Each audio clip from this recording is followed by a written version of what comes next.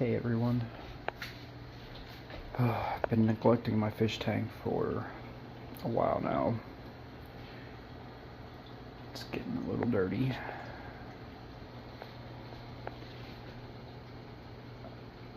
I'm going to clean it today. It's going to be a big clean. I'm going to show you guys my filtration system, how I do it. Might not be what everybody does, but it may give you some ideas if you're starting a saltwater tank. I have a filter for my light and for my camera, and I'll put it on in a little bit so you can see this a little better. But I get to start off. It's a 90-gallon tank. Let's keep the supplies in that little cabinet.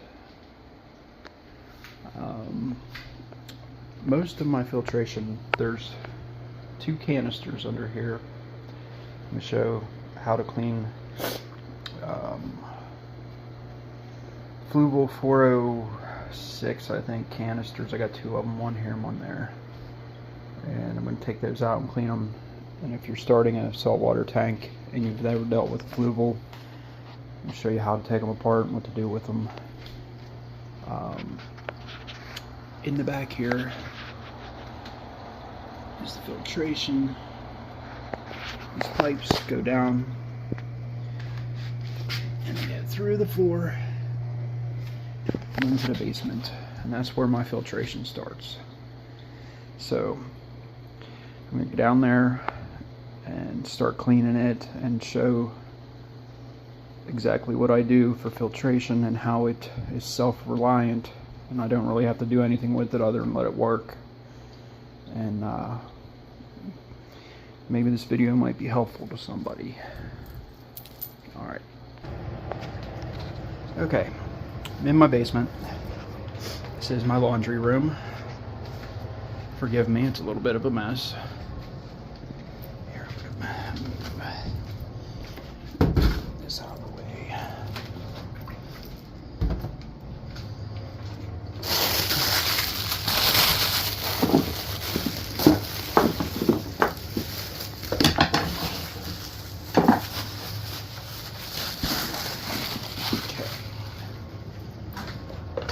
So I have a lot of extra spare parts. You'll need spare parts when you're dealing with a saltwater tank. They are a lot. They take a lot of work. But once you get them going, mine's 3 or 4 years old now, and it's almost self-reliant.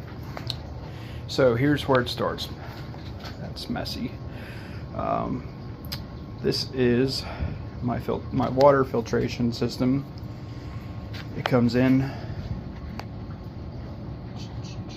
I don't see exactly where I have it plugged in at, but either way, these are the water lines going through.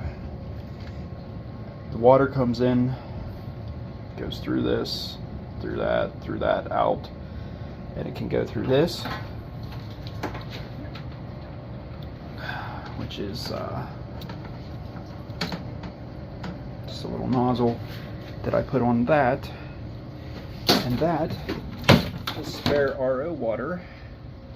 It fills itself up and it shuts itself off. All I have to do is plug it in and let it run. This is going to be one of the biggest things when you're starting a big saltwater tank. Water's expensive to get it if you buy it. It's time consuming if you keep going to a pet store and buying salt water that's already pre-made. It's easier just to make it yourself. This thing is $100 and it is worth every penny. It's a pump. You put all your lines into it and it pumps. It pulls the water in from the incoming water and pushes it through all this. I put it on a timer. This is a simple timer I got at Christmas time for Christmas lights. It works great. It runs for an hour a day. Comes on and it tops off my tank. This tells you what the numbers are, parts per whatever coming in and out. It's high right now because it's not running. When it starts running, that number will go down. Just a pressure gauge. But the water goes through this line, past the heater and hot water tank, all the way around. These are the pipes coming down from upstairs. And this is, yeah, that's the water line. It comes through and goes back, and there is another pump back, another valve stop back there, and it stops it from going so high. It's in here. So the water comes down these pipes, goes through the filter socks. I have two I forget offhand what they call those things. We'll come back to it. Either way, the water goes through my filtration system, through here, and two reactors, charcoal and GFO. These are protein skimmers. They're 100 gallons a piece. You could get the great big ones, but they're really expensive and they do the same job as two little ones do. So I got the two little ones. I'm going to take all this stuff out and clean it all. I just have a little fan in here in case I have to, if that starts getting a little messy, to clean it out with. So the water goes from upstairs through the socks, through the protein skimmers, through the GFO and the charcoal into here. I have extra media in here to make good bacteria. Just an extra filter of floss, and then it comes down into here. This is a pump, pumps it up and back upstairs. So what I'm going to do now, I have these two valves. When I turn this one off, it'll shut the water off to upstairs. When I turn this one, it'll put the water back in here. So what'll happen is the water will circulate and just keep going through here, and it'll stop going upstairs. So then I can take all of this apart and clean it while the upstairs is still running and it's still fine. So what I'm going to do first is just turn this and turn my bypass on. Okay. And the extra water in the lines will come down, and this will fill up a little higher.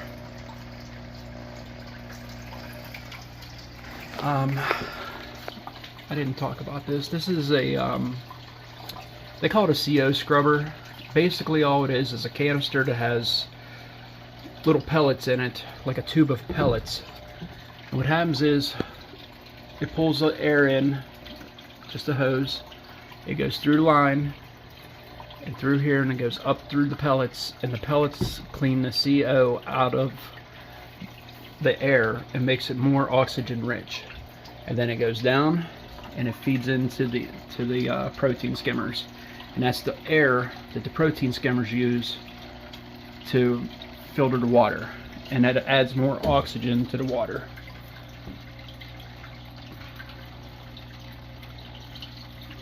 I'm not going to go into the specifics of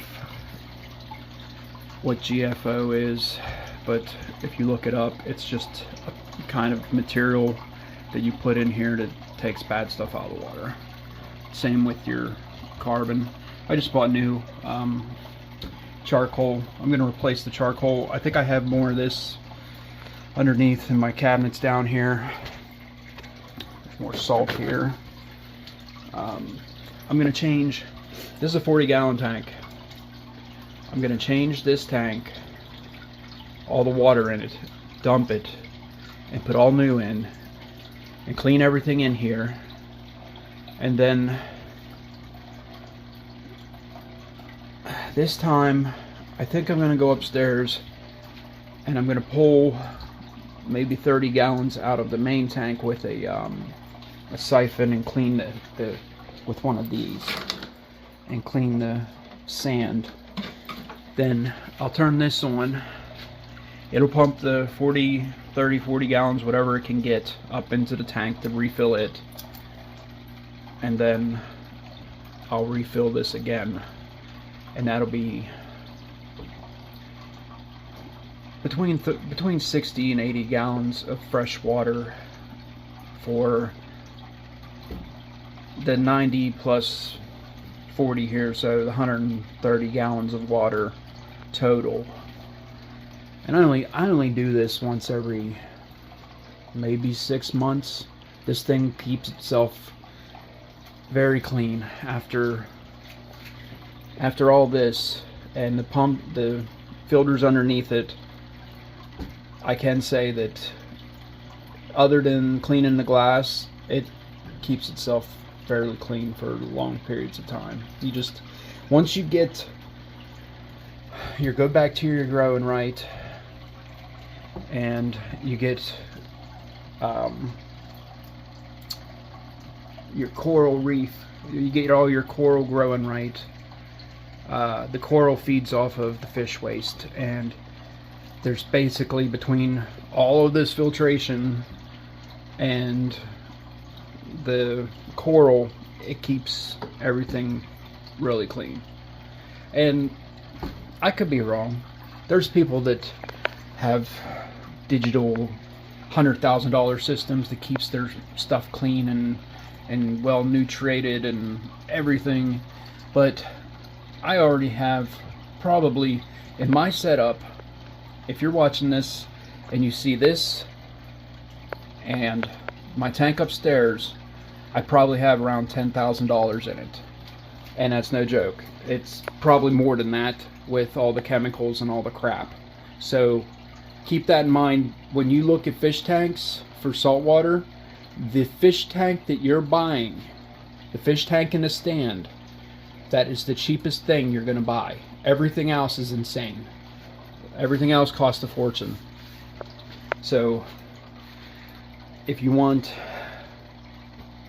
I'd say if you want a 50 to 75 gallon tank, you're probably gonna have $5-6 grand into it if you're doing coral, and you got to get all your numbers right. And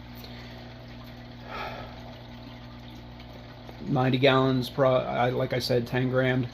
The guy I buy coral reef stuff off, he was laughing because some guy offered him 5 grand for his one fish tank. It was like a, I'd say 200 gallon tank, and he laughed and he told the guy, he said, like, the guy left and he looked at me and he says, "You know what goes into these?" And I said, "Yeah." I said, "You know, honestly, that's probably a $20,000 tank." And he looked at me and he says, "You're exactly right." He said, "I probably got 20 grand into that tank." And it's no joke. I mean, they're nice.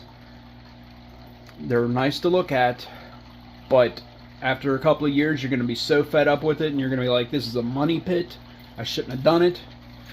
But like I said, I'm on the hook for 10 grand, so I'm continuing to do it. My kid loves it. Everybody likes it. So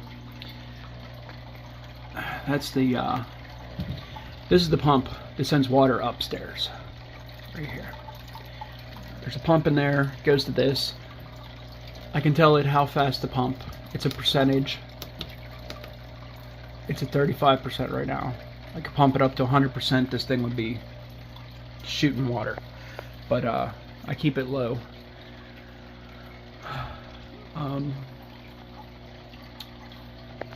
I have an extra heater. There's 2 heaters in here. I have an extra one for when I put fresh water in there. It's cold going in, so I have an extra heater to heat it up quick. Quick as in a couple hours. But when I clean this, I use that fan to get a lot of that crap off the bottom There is some muck on the bottom a little bit. Those are just jars of sand that I put in there with this little platform that these set on. So that's not anything if you're wondering what those are. All they are is spare jars full of sand, just to level that so these stick out of the water where they need to be able to function. It's a charcoal. This crap, I usually buy it online, buy like huge boxes. I had to run to the store for this because I didn't order anything. This thing was 25 bucks just for that. It's sickening. It'll fill that canister probably once, maybe 1.5 times.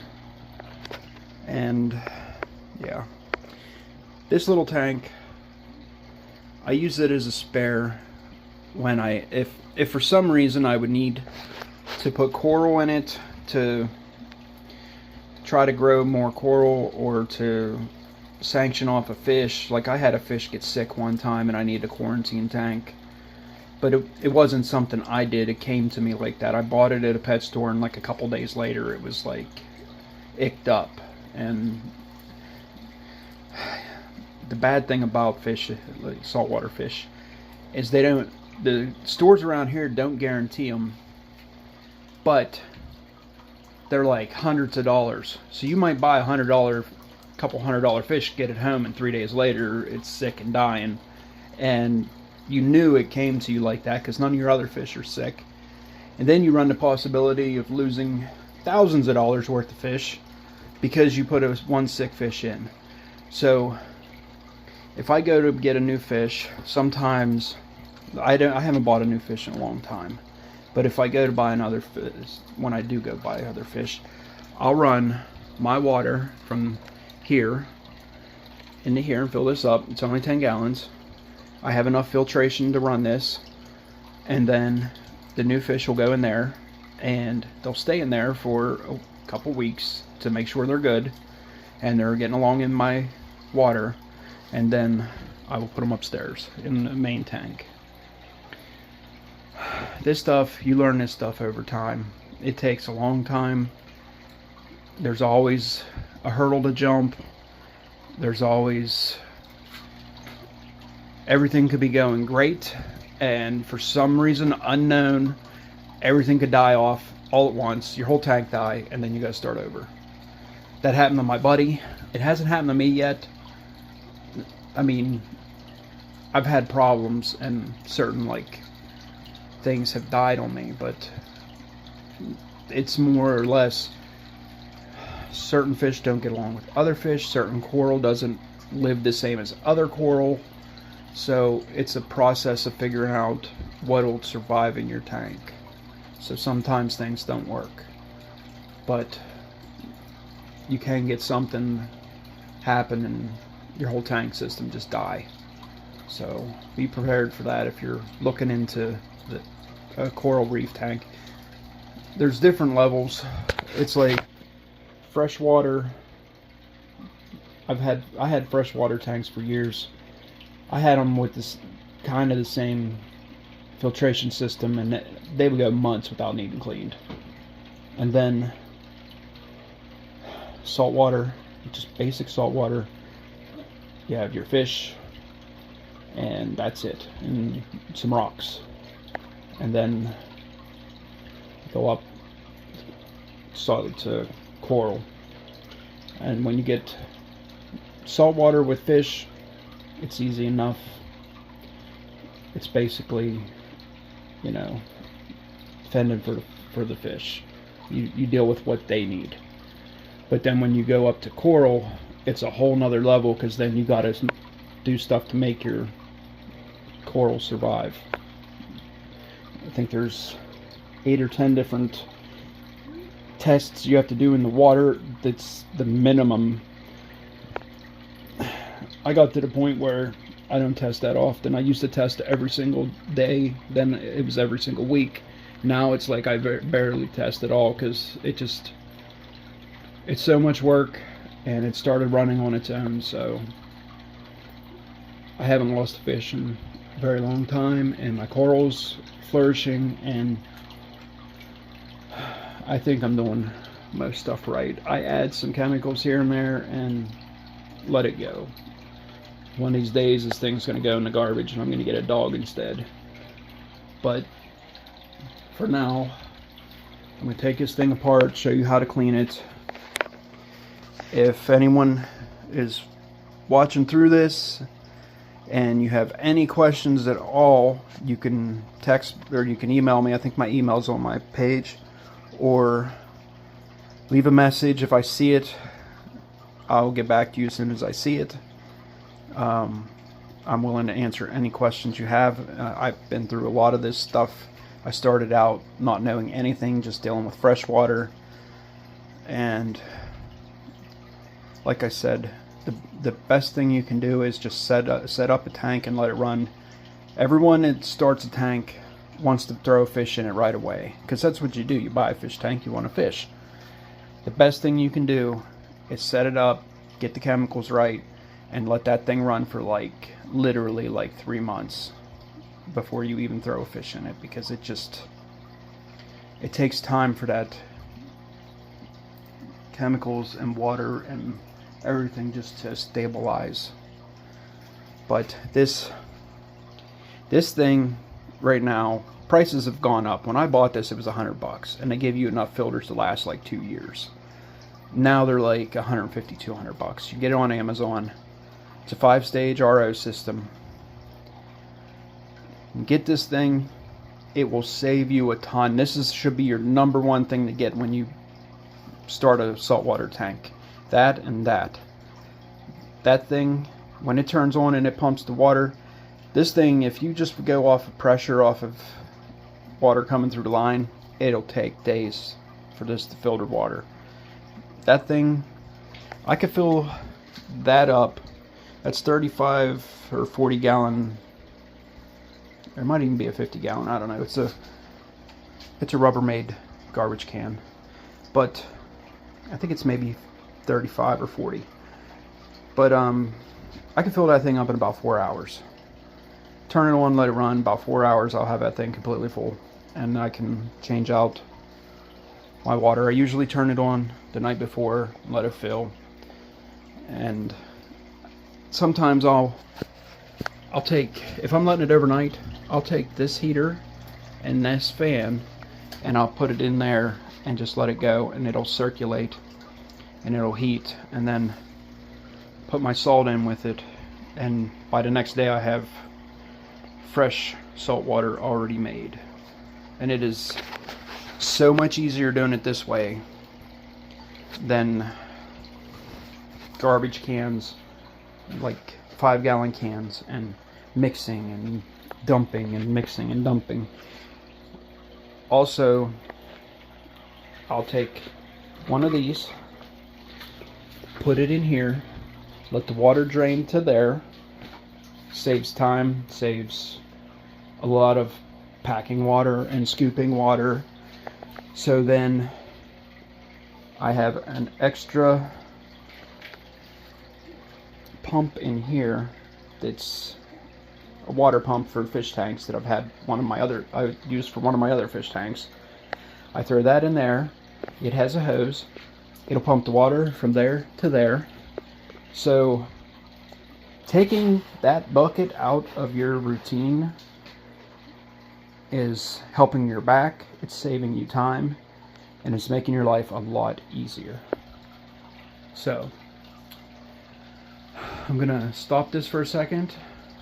I'm gonna take one of those, get it started draining. What I'm gonna do is there's a power supply up here. It's just a Cobalt from Home Depot or Lowe's. Goes over to here. I'm just going to unplug it because it's shut off from upstairs, so nothing's going to go wrong. I'm just going to unplug it, and all of that is dead. So I'm going to take everything out of there, and bring it over to the sink to be cleaned. And I'm going to start the water draining, and then I'll be back. Okay, I'm back. Got the hose in here. I'm draining this. When this gets down close to the end, I'll clean this all out and get all the crap out. But I turned everything off except the light. I'm gonna drain this all out. It's going down. I just have it stuck in a zip tie that I keep on there. This is just Kojo.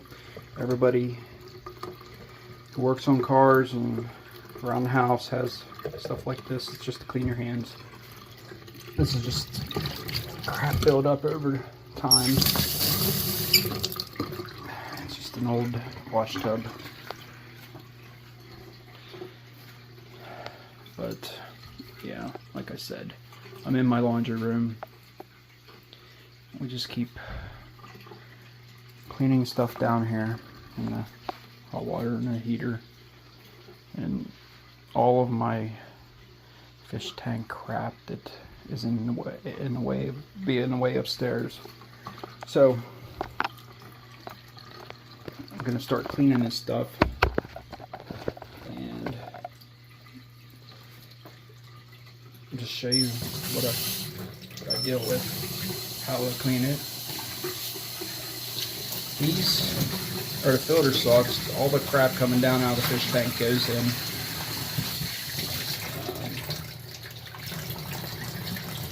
I just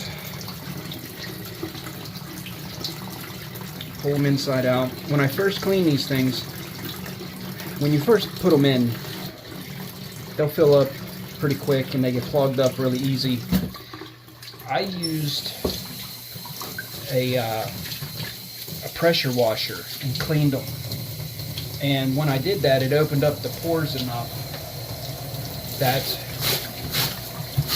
it lets the water flow freely, but it still collects all the garbage that comes down out of the tank. So you can reuse these.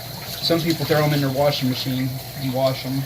I know a couple different fish stores that I buy, like aquariums that I go to and buy stuff. They do the same thing. They said once you buy them, you should just throw them in your dishwasher or your washer and clean them. But I don't deal with all that. I just give them a good scrub and put them back in, because this isn't made to clean like fine material. It's just made to clean the chunks that comes down, like the fish food that floats and goes down, comes down, and stuff like that.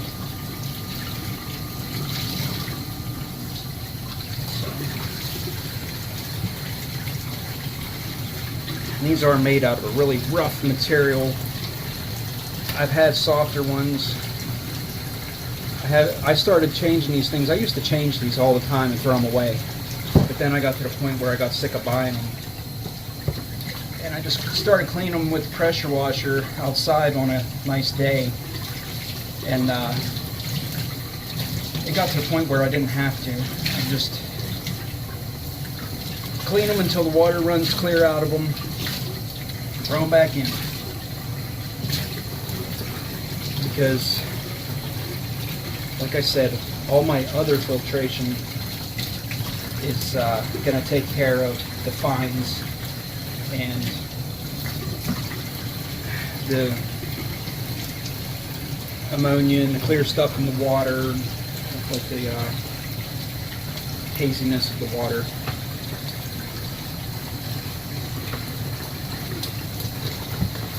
I'm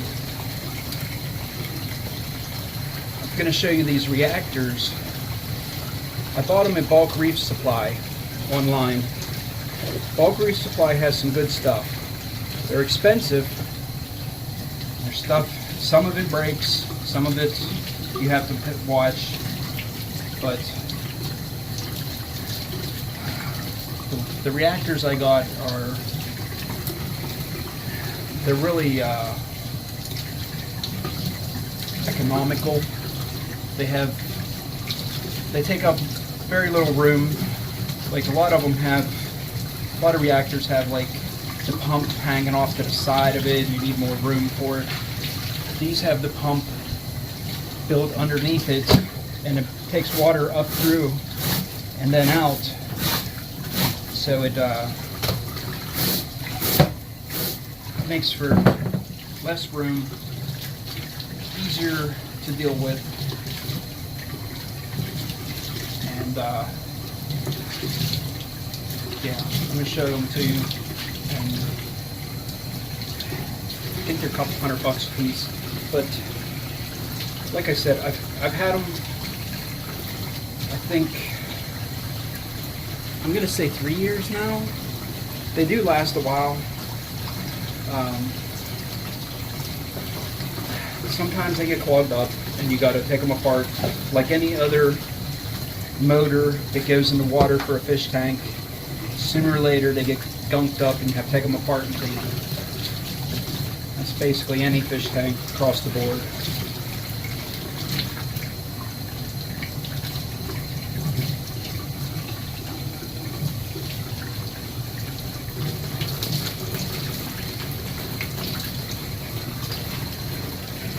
Better. Okay, so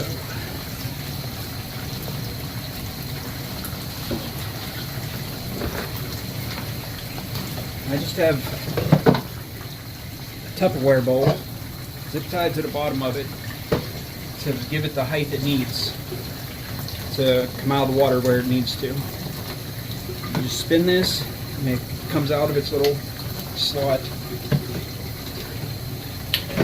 Turn the knob on the top, and that releases it, and it just pops up. There's an O-ring in here, and when you put this in here and you tighten it, that O-ring goes up against this and keeps it from coming off.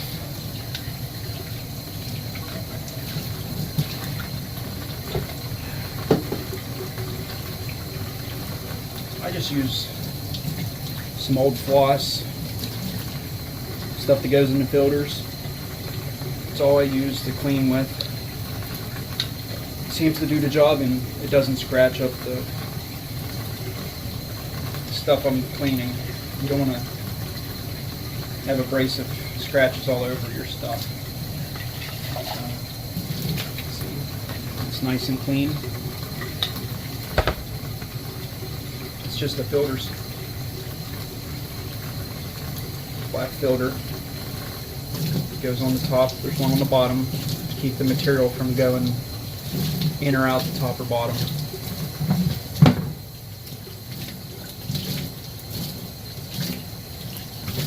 For being charcoal, this actually takes a lot of crap out of the water, along with just refreshing it. There's that. Now what I'm going to do is, charcoal's in here. Just gonna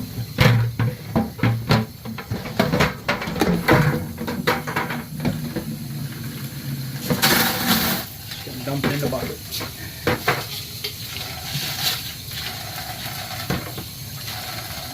In the bottom of here,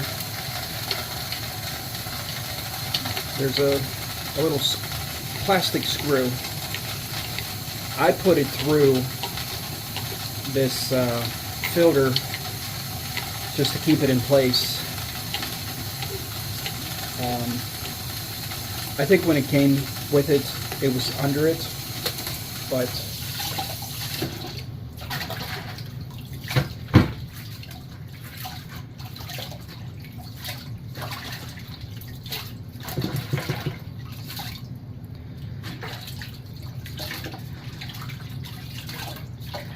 like I said, I clean this until the water is clear coming out of it.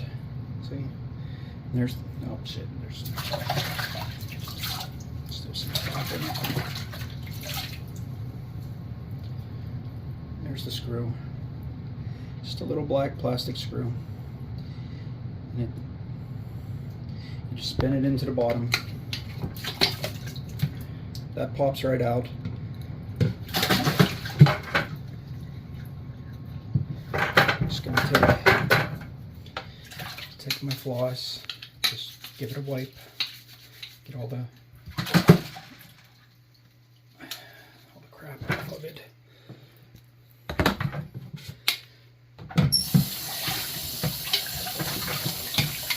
This stuff does clean up nice. These are easy to deal with. They work well.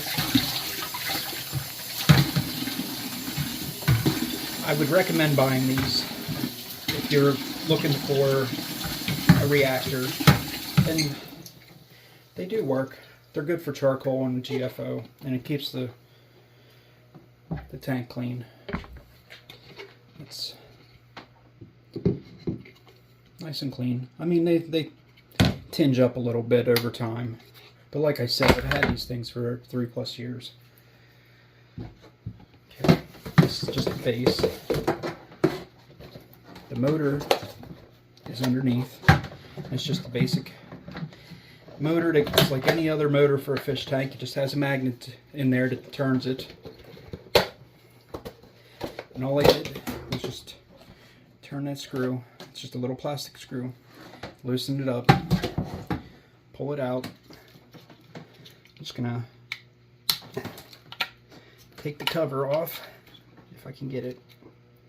There. It just clips on and off. Spin that off. There's like little bugs. When you get your tank going really well, you'll have all these little creatures growing in it. So you gotta take all of this stuff apart and clean it, because all the little snails and little pods will get they'll get inside this stuff. But it helps keep your fish alive. All the little pods, they eat those things at night. Some fish only live off of those. I had a oh man, what are they called? I had a fish that lived off of nothing but pods, and he come up missing. He passed away or something, but I had him for a long time, and they're really finicky and really hard to keep, so I was happy I had him as long as I did. To get another one, they're not really expensive because they're really hard to keep. They're really, really nice. Just drawing a blank. I'm sure someone out there knows what I'm talking about.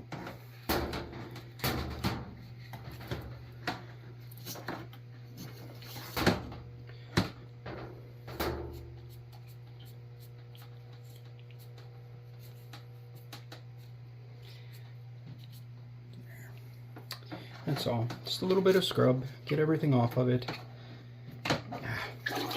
There's some build-up bugs in there that just won't come out. I have some different little things I scrub with. Just keep here to clean with. Get in all the little crevices. And soft bristles. And it's like a snail in there. I don't know if you can see that. There's a little snail stuck in there. I have to poke him out with something.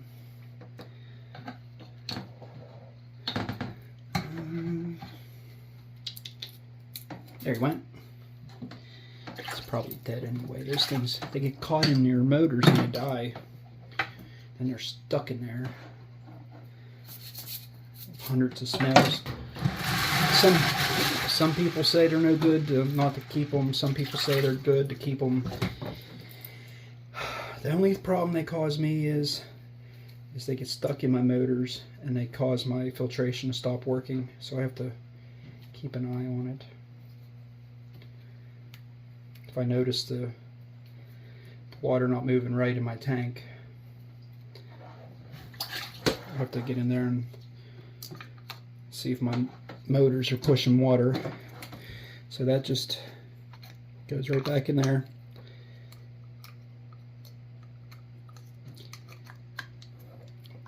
Goes on there. This goes on top to keep that on.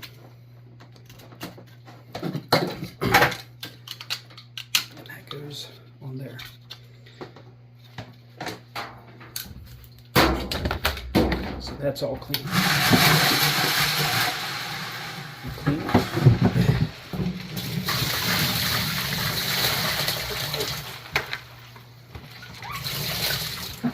Some of these float.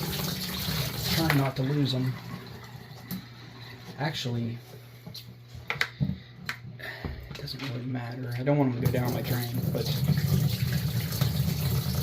this charcoal is old, and I just bought that new stuff, so when I do drain this out, I'm just putting it in the garbage. Usually I do this, and I'll put it back in. I'll clean it like a couple times, and use it for a couple different times, and then I'll buy new.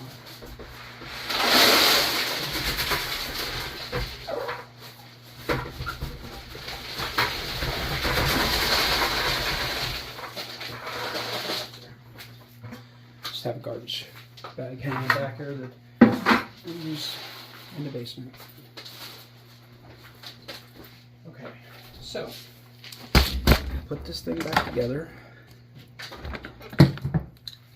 So take that, drop it in there down to the bottom. Take the one with the plastic screw in,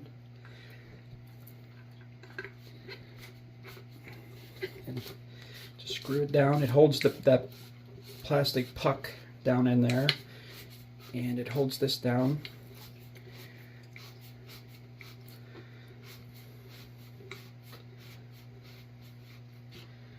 Okay.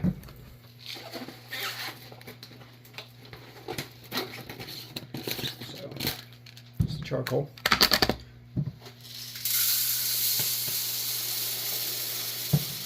I fill this thing up almost to the top. I just give it enough room that the other piece of foam can sit on it, and it's below these holes.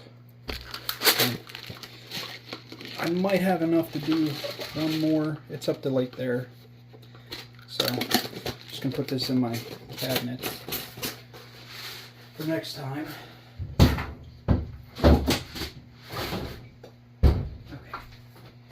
So, this stuff is like any other charcoal. It's covered in dust. I mean, look at that. You don't want that in your tank. And I suggest not using tap water, because that has all the crap in it you don't want in your tank. And this cleans all that crap. So if it absorbs anything it's trying to clean out of the water, you're going to be cleaning this water. So what I'm going to do is I'm going to take the water from my tank that I'm siphoning. I'm going to get it running again because it only cleaned out one chamber. And I'm going to put the water from the tank down through this and clean that out.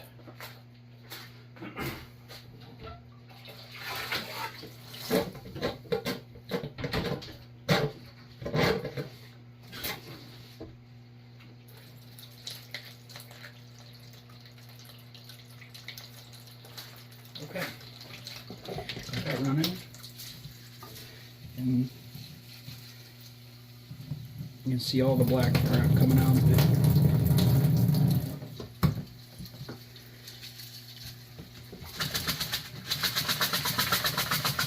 Just get to shake it a little bit to get the water to go even through. And I'm just going to run this through until it starts coming out clean. But when I start up my sump, this is a sump. When I start it up to get it cycling again, I won't send the water upstairs right away. I'll just let it cycle down here. And I add some extra floss in there, and the extra floss will clear any of the extra crap out of it that's either floating or this kind of stuff. There, see, it's coming out a lot cleaner. That's all it needed. I'm going to finish letting this drain. All I do is just stick that in there, and it holds it. Okay, this is the base. Before I finish putting that together, I'm going to put the bottom back, the motor back in the bottom of this.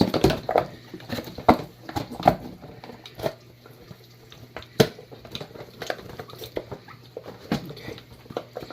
The motor just pushes up into there, and you turn the little black screw to hold it in place. So I'm going to take this, just drop it on top. Take this, goes down all the way, and you spin it, and that's just tightening up that rubber O-ring in there. This did pop off on like day one. It come off, and there's like a little plastic screw underneath it. All I did was glue it back together, and it's been holding ever since. There. Once you have this screwed on, you don't have to go too tight because it will break it. You just tighten it enough to where it works. You lift up on it. It's not coming off. Okay, and there's a... Actually broke off. There was a little knob right here that had the a little blue thing on it that showed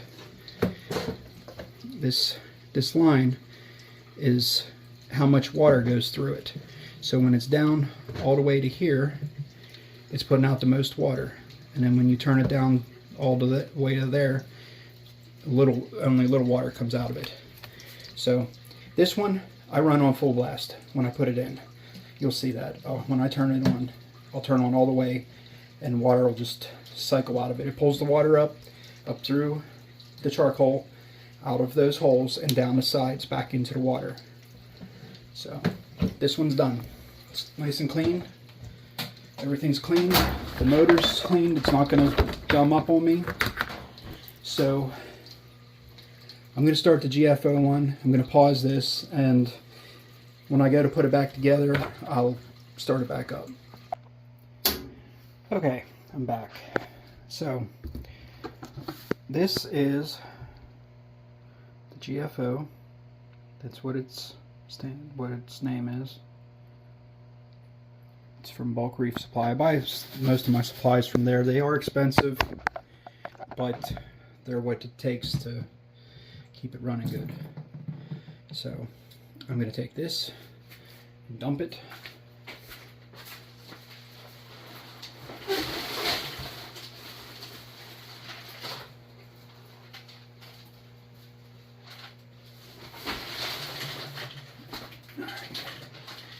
This stuff is messy. It's real fine.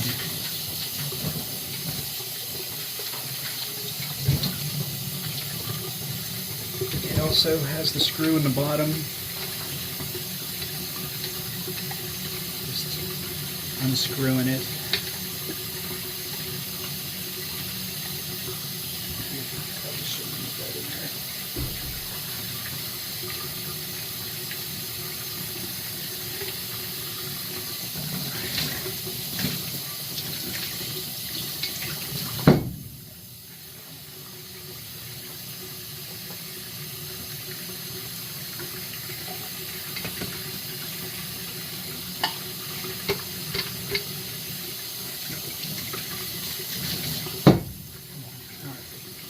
There it goes.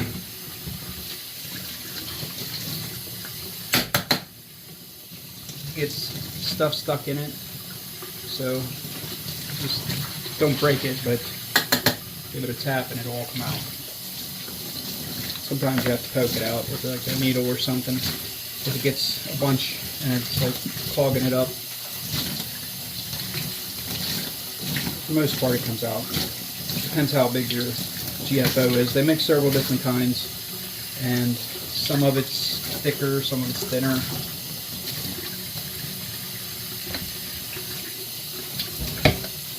But I know this looks bad and it's everywhere, but this stuff all cleans up. It'll clean up fine.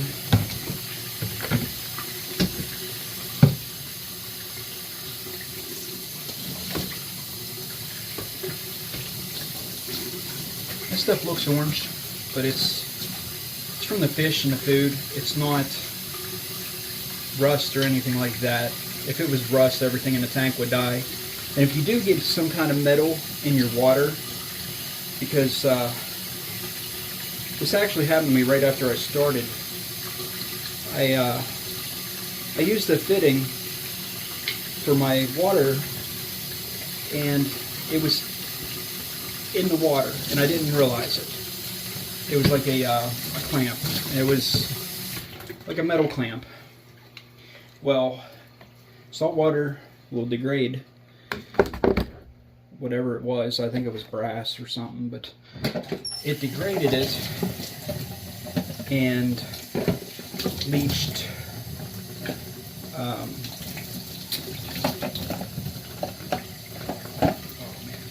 it leached metal into my water, and it was copper. It leached copper into my water, and if you have copper in your water, there is a test for it. It's like an eyedropper, like the regular ones to check your tank, and you can get it, and you just add some water to it and a couple drops and look at it, and it'll tell you if you have copper in your water. But the first thing you'll notice if you have copper in your water is all of your snails will die. They'll turn blue. When you flip them over and see they're dead and they have a blue tint to them, you know that you got copper in your water. And if you could do it and not even know what was happening. It could be one stupid little thing that you use to tighten something, like a pipe, and it just so happened to be under the water or near the water where it gets into the water. And yeah, it can contaminate your tank. And what you have to do is completely drain your tank, take everything out of it. Water. I actually got rid of my sand and got new sand. They say it gets in your rocks, but I didn't change my rocks because that stuff is expensive. If you're dealing with a saltwater tank, you know that your coral rock is very expensive. And you're supposed to have 1 pound per gallon. So I got I have like 100, but it's 90 gallons of tank, so I have like 100 pounds of live rock. And once you do that and you change it, the sand and the water, you got to let it go and filter for like another 2 or 3 months, and then it'll dissipate and go away, and then you can have your snails and any fish that it would kill. But yeah, I put up with that for a couple of months and couldn't figure out. I was beating my head against the wall, couldn't figure out what was wrong. My snails kept dying. And I finally figured it out. So this I'm putting back together. There's that arrow. It broke off the other one. There's like a little chunk missing. I don't know, maybe I picked it up and it was too heavy. Come apart. I don't know. But I'm gonna put this goes back in first. Then this. That GFO and charcoal was sliding down the side of that garbage bag. It's making a noise over there.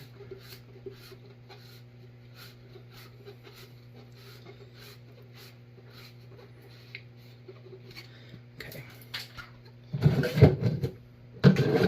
Then this goes in here. You can see that arrow. And then this line.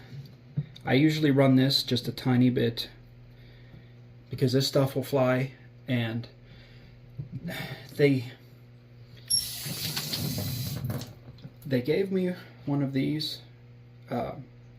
filters for up here, but I find that when you do that, it causes a vacuum and it causes all that crap to come up and out. So if you have a little hiccup in the electric when it first starts up, it'll blow all your GFO out of the top. So I run mine without that there. It's just open. So I run it at a lower setting, and you'll see when I put it in, it just circulates and it only comes up to floats up to like here. They say I think you're only supposed to put a cup or two of this actually in here.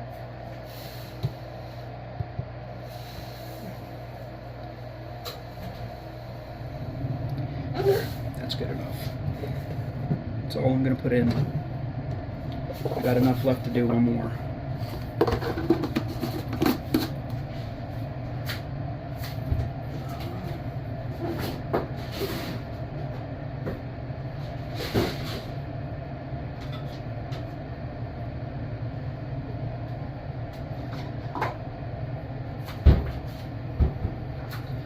I did have another kind, but I can't seem to find it. I must have used it. I gotta buy more of this. My supplies are getting low. Crap. I should have plugged this in before. It doesn't really matter. Just plug that in. And turn the knob to hold it in place. And that's it. And that's your motor. So I'm gonna do the same thing with this that I did with the charcoal. I still have water left in my tank. Actually, what I'm gonna do is, this is the plug for over here.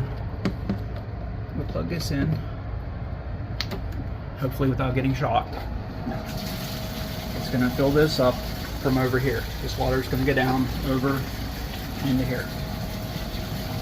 So I'll put this back in here. This water in here, that little bit, I might take a little bit of this out, but for the most part I leave that in there. I don't really uncover my media. I let it in there. And I'll clean all this out. It's like crap. This is just a 40-gallon tank that I put hot glue and pieces of plexiglass in, cut some holes in it, and this I made for myself because I wanted it the way I wanted it. The ones that you buy, a lot of them aren't made this big. A lot of them are small. And okay, unplug that. So, you know, I wanted to do it my way. It's more deep that way and this way, where I can get my stuff set side by side. Other ones are more narrow and it's hard to get all the stuff in it that you want. And I wanted they call that a refugium. It's a little place where you put media and the good bacteria grows on it. I got more media back there. That's just extra. Some of this is just extra out of different canisters that I stopped using. So now I'm gonna get this running again because I don't want to put tap water through my good clean material that I just got. So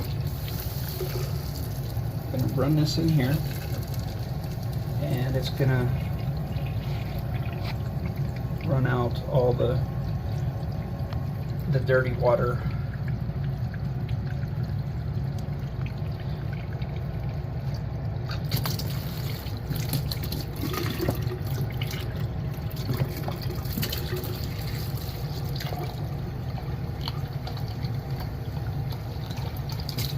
I don't really shake this a lot because this powder's so thin. I don't want it to go and get down into the actual filter or clog up underneath.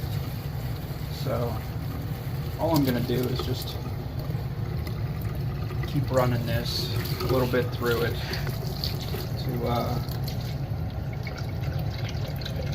just to clean it out a little bit, to get the dust out of it.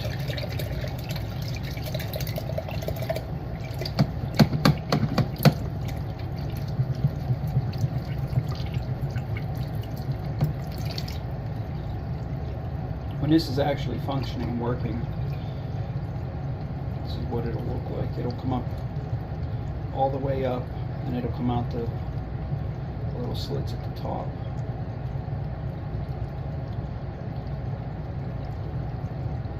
I don't know if it'll run fast enough for it to actually come out. There it goes. But see, the top's already getting clean.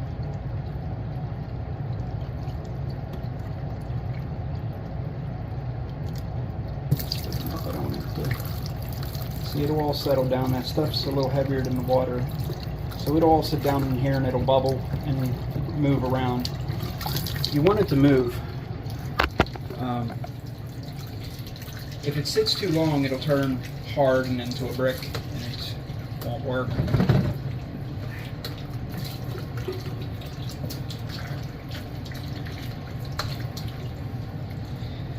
Right, so put the lid back on, the same as the other one. Put it on the top, turn on.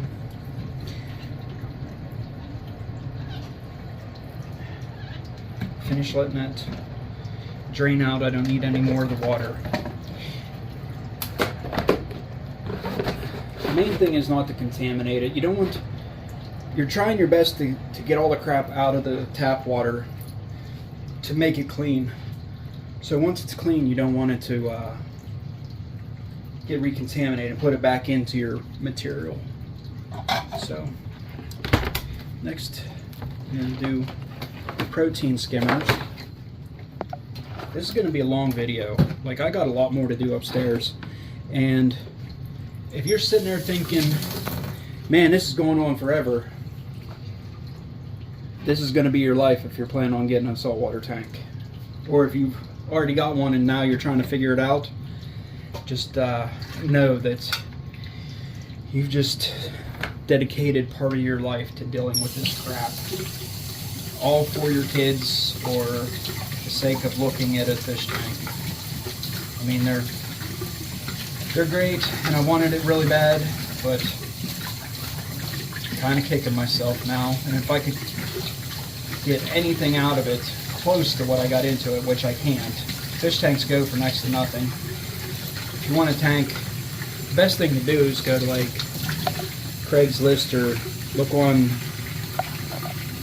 where you can buy a second-hand one, because for people like me that spend their thousands and thousands of dollars on it, end up getting so sick of it, they'll sell it just to get rid of it for a couple $1,000s, where you could get 10 grand worth of already set up and useful stuff for a couple $1,000s. It's clean enough.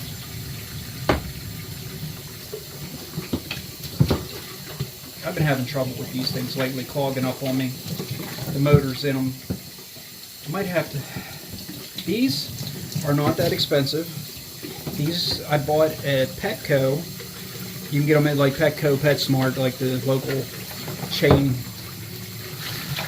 They were like $100 a piece. They're not that expensive. The big ones are like $400-$600, and they take up room, and they're hard to adjust. Like, you got to constantly make sure that they're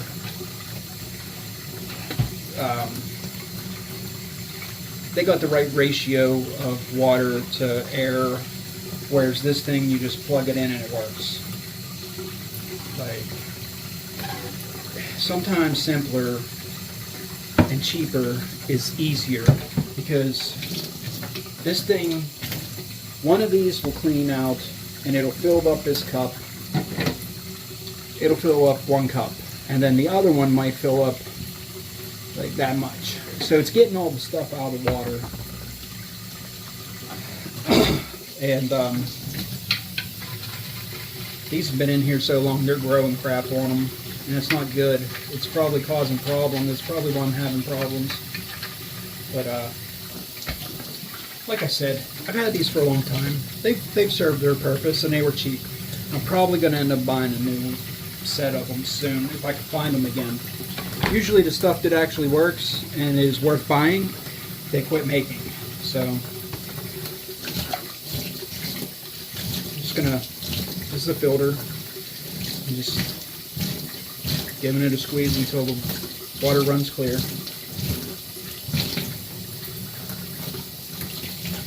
And these are Just motors like any other fish motor. You just turn it, pop it open.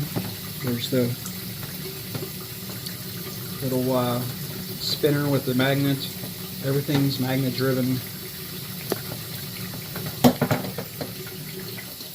Just gonna take the soft bristles, come down in there and clean it out. Make sure there's nothing in there that's going to stop its movement. Okay. Give this a little clean. Just like nothing. I mean, it was a little dirty, but for the most part it wasn't that bad. And then this just goes back on and turns, holds in place.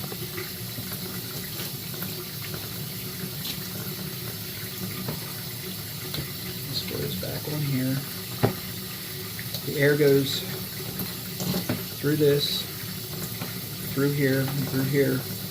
This sucks in water and air and blows it through here, and it causes a little kind of a tornado in there, and it just causes it to mix, and it foams and bubbles, and then the foam goes up through the top and goes up through this, up the center pipe.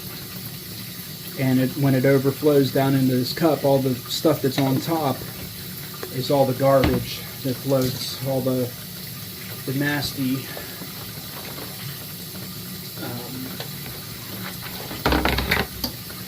nasty fluids and stuff. This is, see, sludge. It's all the crap that comes out of the water. And these things are good for fresh water too. You could use them for either one. I never used one of these for a freshwater tank, but I wish I would have, because I think this would have made it a lot easier to keep it clean longer.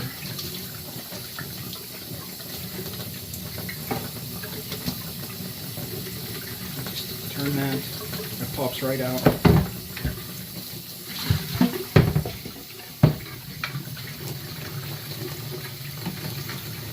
Stuff on the sides is like little barnacles. Don't want to come off.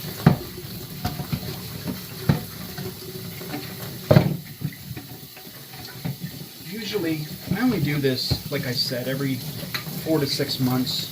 I'll take the whole thing apart, clean it. Usually, all you do is take this cup off, leave those in the water, clean this out, and then put it back on, and it'll start filling back up again. But you don't want to let this go for more than, well, once it gets so high, you want to empty it. But if you notice that it's not getting real high and it's only like going to there and it's not really doing anymore, this gets gunked up. You just want to, usually once a week, I'll take these out and clean them real fast and stick them back in, and they keep the tank nice and clean. I mean, this stuff's, it's not hard to get off. It's just kind of slimy. It just washes off. It doesn't really have a lingering smell, so it's not horrible, and it doesn't necessarily smell bad at just cleaning it. So it's not horrible. It's easy enough. It's just a little bit of green slime. God knows, you could probably sell it to somebody to drink.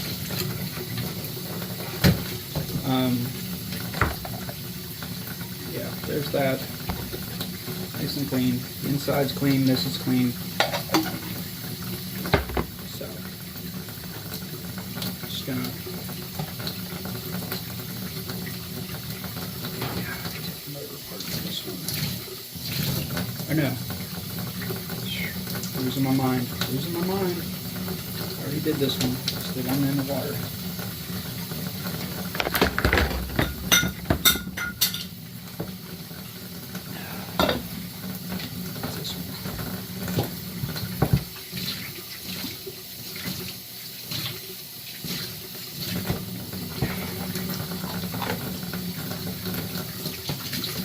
Most of it's just the tedious work of opening up and rinsing it out.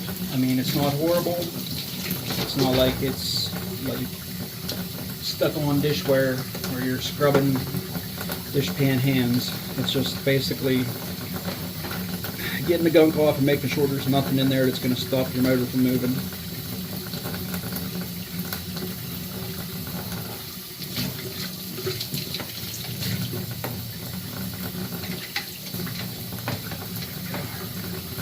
Stick that back in. Put this back on.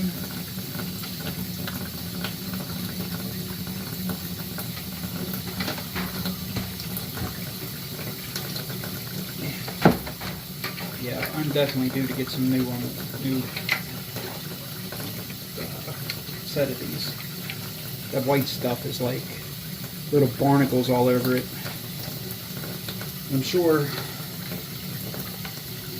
eventually it's going to cause it not to work properly on the inside.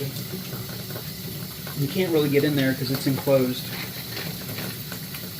So they're working for now, and I'll keep an eye on them, and if they go bad, like if they start not working or have trouble working, I'll get a new set.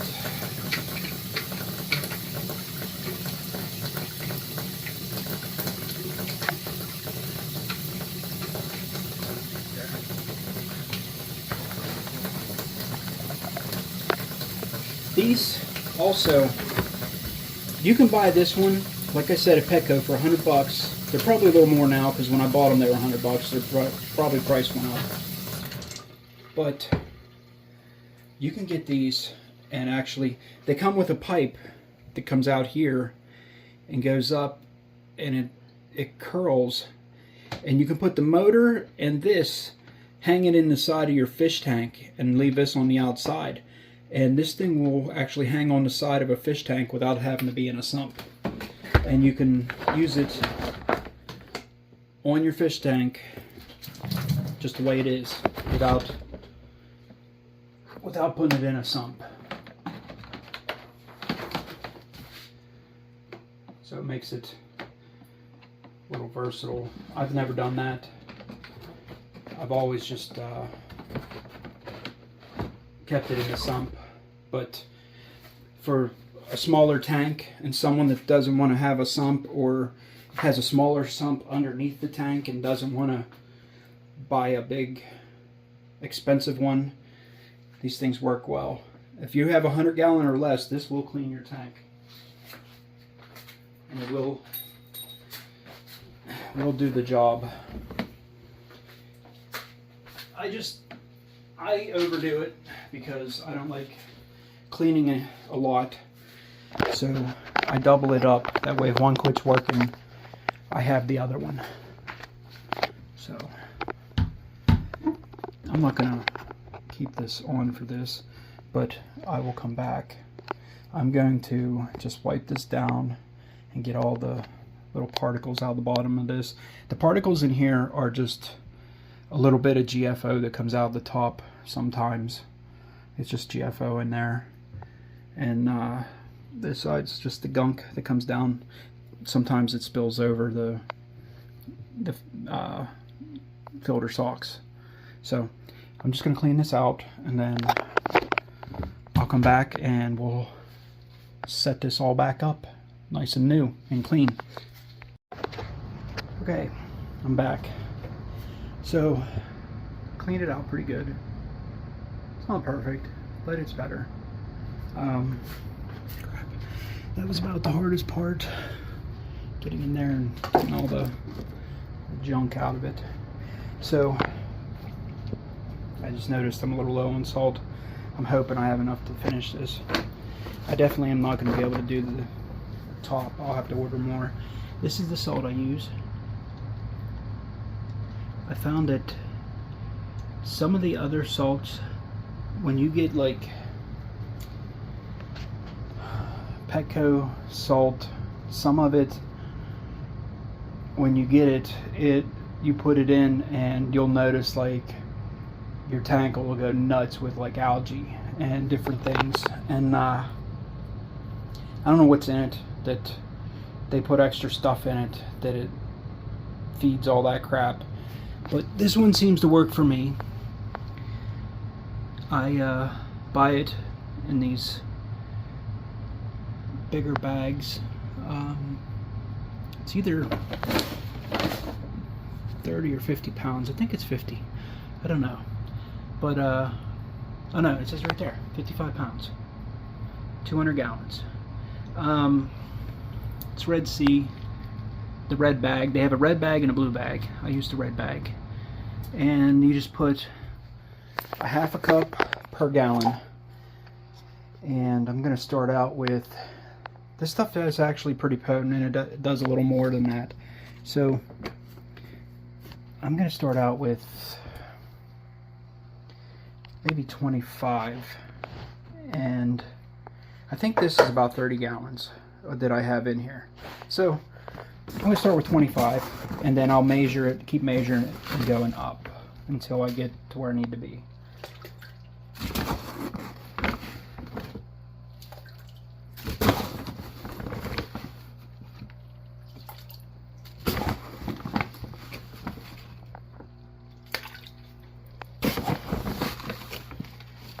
And I did put the heater in there a while ago. It's probably not warm, but that water was room temperature, so it's not like it's ice cold.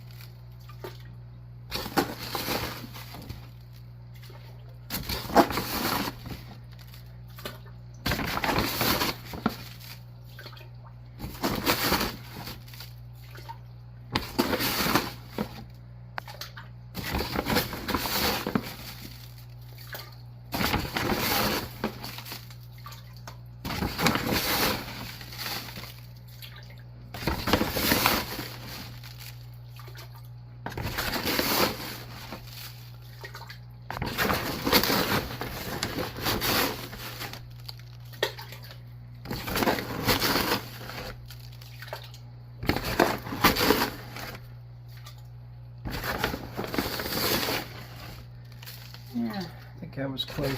It's either 25, 26, somewhere in there. Good enough.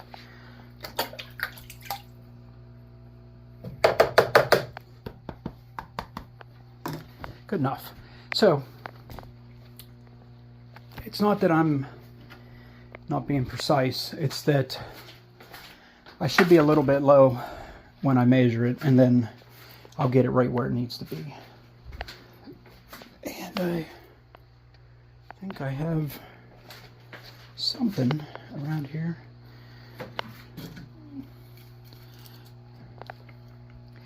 It's an old arrow off a crossbow, one of my crossbow arrows that broke on me.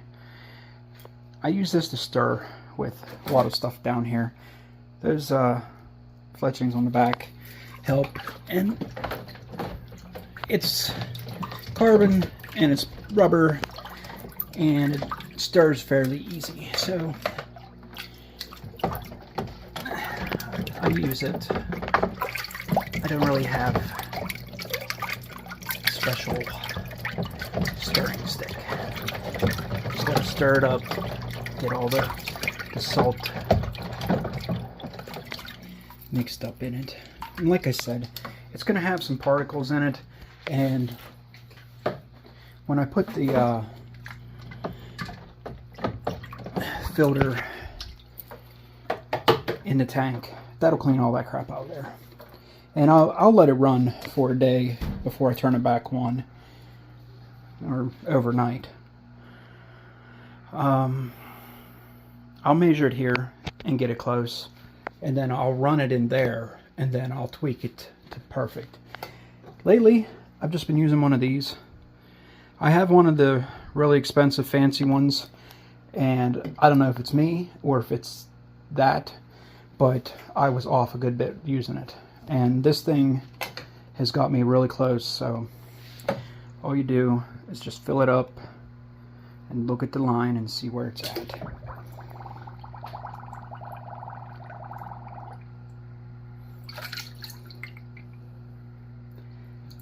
There's a line on top. There. See the line right here?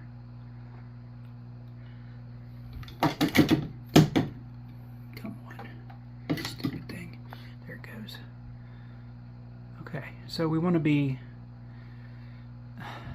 It's a debate between coral reef fanatics.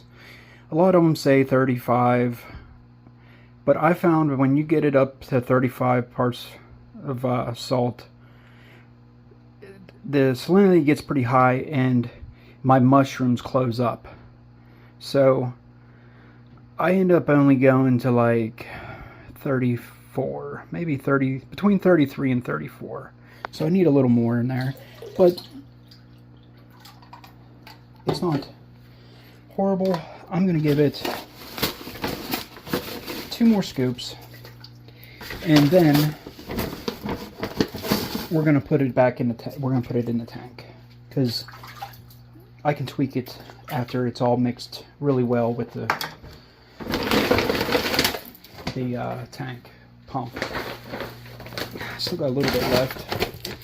I might measure this out and see how much I have left, and then do enough water to take out some upstairs until I can order more. I usually get that from Bulk Reef also. Buy it on there and they ship it out and it comes right to your door. And it lasts a while. Like I said, I only change this like once every 4 to 6 months, so it lasts. That lasts for a long time.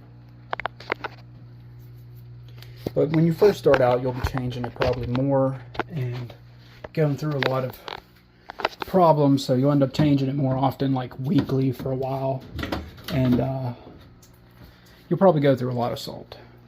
But it's better than paying $1 something, $2 a gallon for water and hauling that crap from your local pet store, because I did that for a while and it sucks.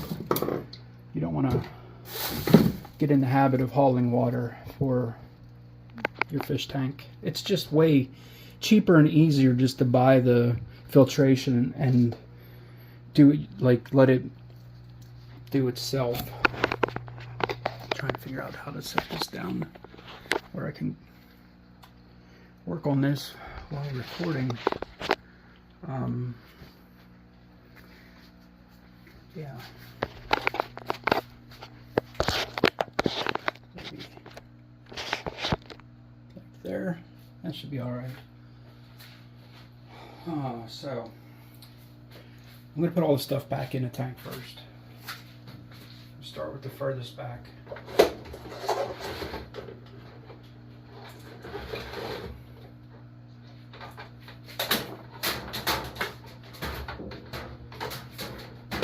This is the charcoal reactor.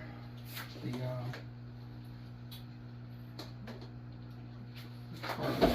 carbon reactor. I usually put this facing me so I can see the dial.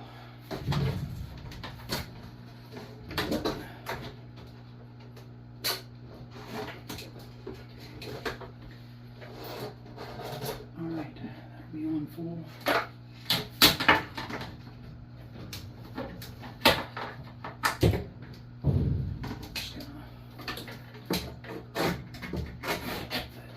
I'm not going to plug it in right yet until I get the water in there.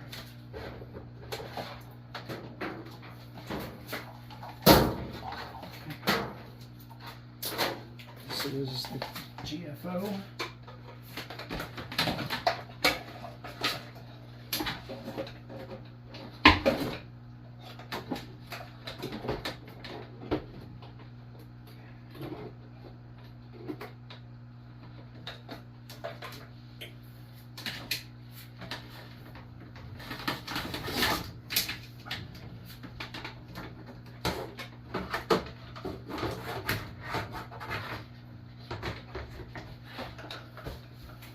Okay.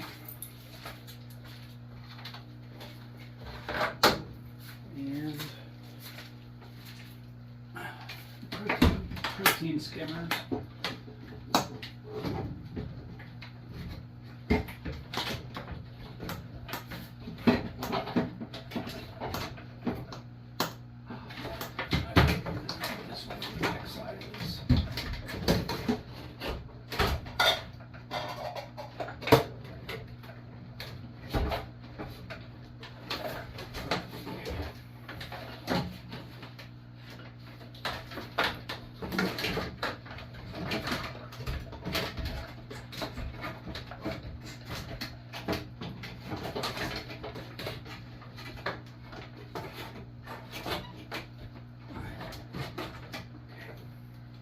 And the air hose hooks up to this. It's the CO scrubber. I have it split in two, so both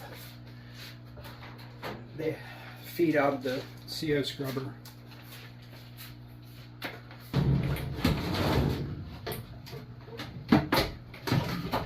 And I mean, there's probably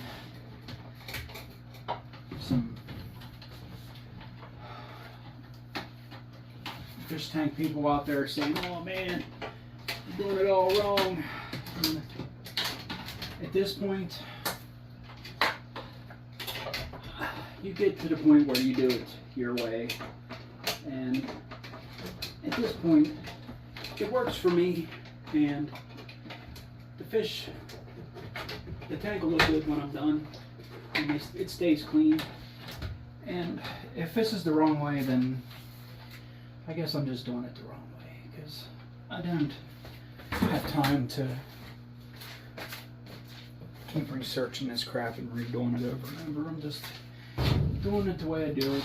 And if someone can learn and it'll save you trouble or time and effort down the road, that's all I'm here for, doing this for, just to help other people to learn. These are filter socks.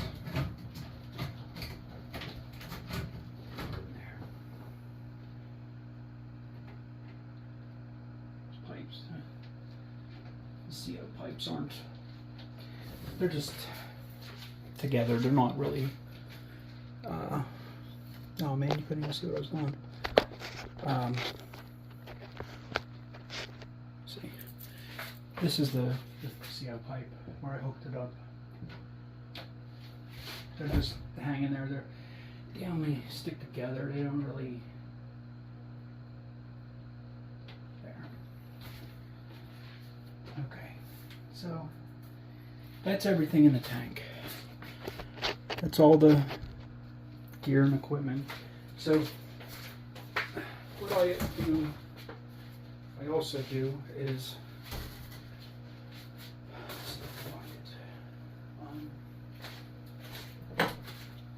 I have this stuff.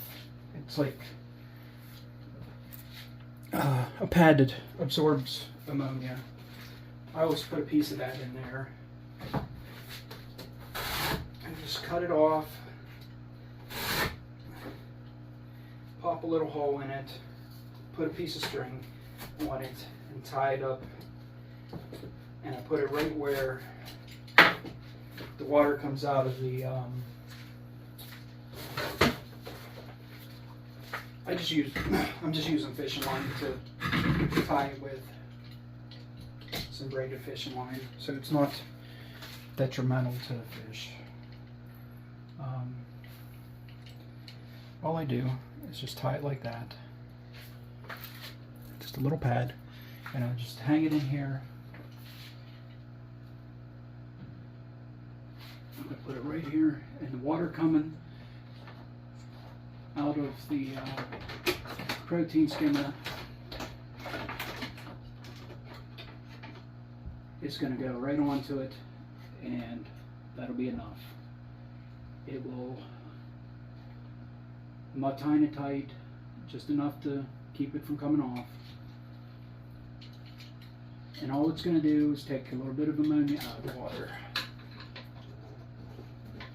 as it's coming out of the protein skimmer, just like that. And I'll do it on both of them, and it's no big deal.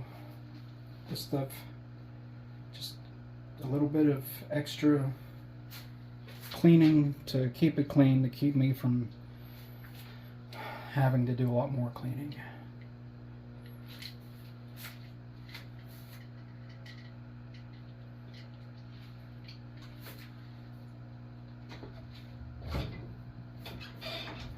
You can get this stuff at your local pet store. We actually have a pet store. They're not the best. They just hire kids, and they're not like they used to have actual people that were professionals that knew everything there was to know about reef tanks.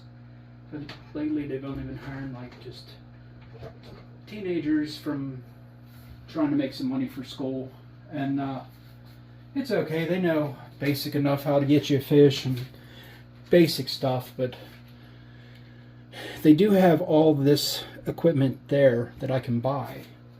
It's just you can't trust every person. You have to figure it out for yourself, because they might tell you one thing and something else might happen, or they might recommend something not known, and they want to sell, just make a sale. So it's best to do your research before you go and pay thousands for something. Also, I take a piece of floss about the size of the tank.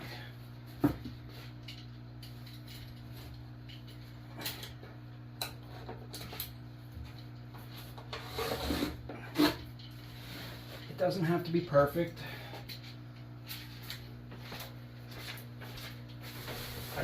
I buy those rolls of floss off of Amazon, and it's no big deal. They're not that expensive. And I'm just putting a slit in this because I know roundabout where this is going. I'm going to put it on the last rung before the water goes up to the tank. It's going to go right on here.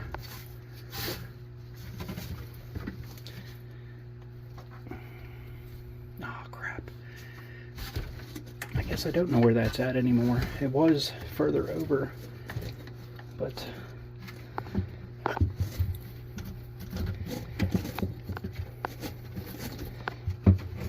I'm just putting it in there like that, around the tube. That's what the cut was for around the tube. And it just gives it a little bit more of a clean as it's leaving and going out. That way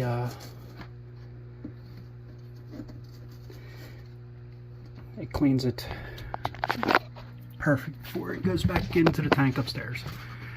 And this is the shut-off valve.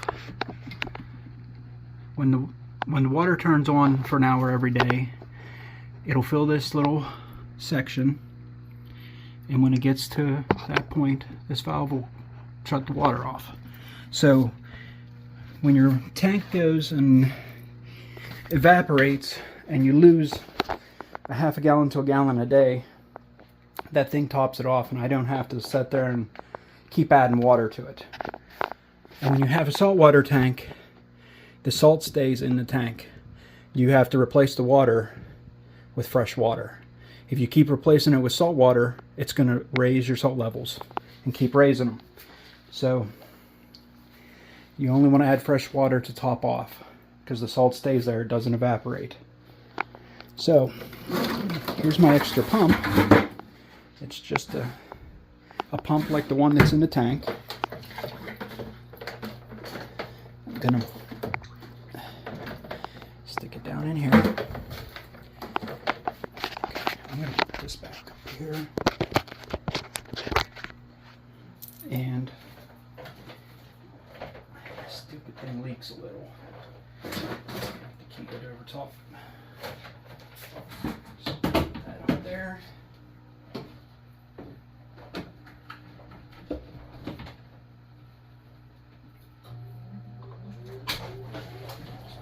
And let it go up.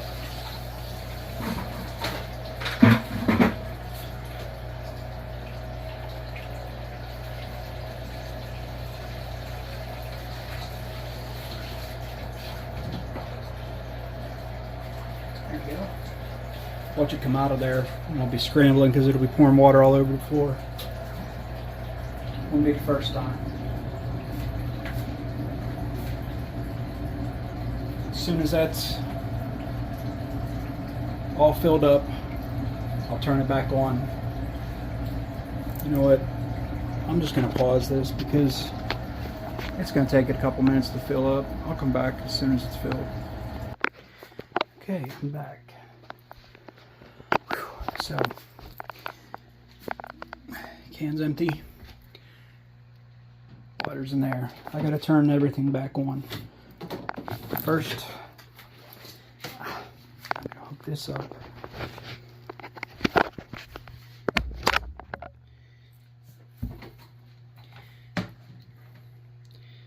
This is my RO water. I'm hooking it up to the garbage can, and I'm going to refill it back up.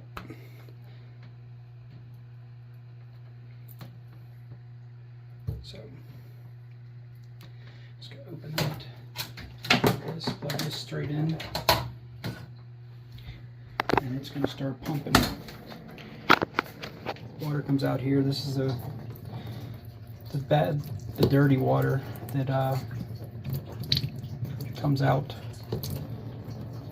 It separates the good from the bad. And like I said before, this tells you how many parts. This is what's going in. This is what's going out. 25 is actually kind of high. I like it to be down a lot lower. You know what? No, that's... Sorry, that's not right. The water's not going through there. Let me shut this off. The water was actually coming out here. This thing's up here. This goes to the actual tank. You know what? I can't do this right now because the tank is actually...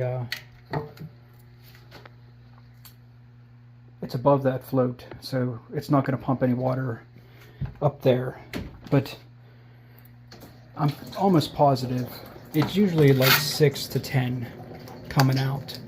The reason it says 25 is because it's the water that's been sitting in the line, not moving, or it might not have any water in it at all in that line. Oh, yeah, I guess it would. There'd be water going all the way up there. It just, see, it's not pumping right now. It's not going through there. So, okay. I'm gonna start plugging everything back in. Ow, bump my head. Yeah, it's nice and clean now. So, I just plug everything in one at a time and set it up where stuff goes.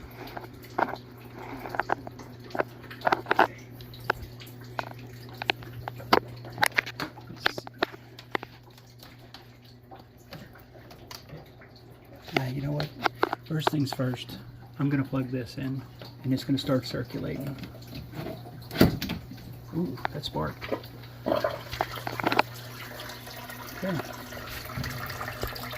Water's coming out there, going in from down there, and we're gonna kick it up, kick up the speed. We'll kick up to 50, so it circulates pretty good.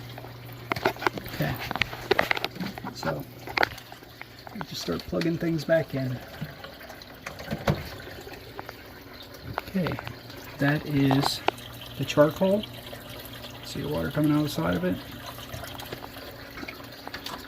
I'm just going to take the cable, the cord, and stick it down in behind.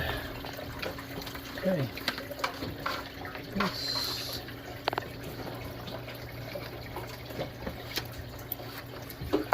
This is the GFO. You're going to see it start to go.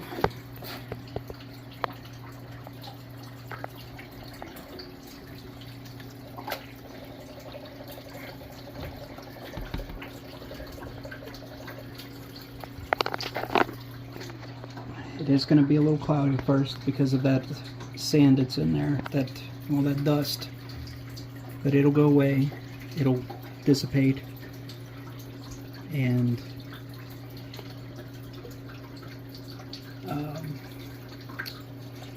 The filter over here is cleaning it already, see? So I'm just going to take this cord, stick it back in the wall, out of the way.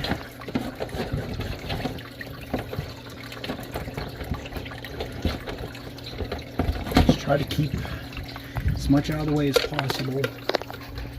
Okay.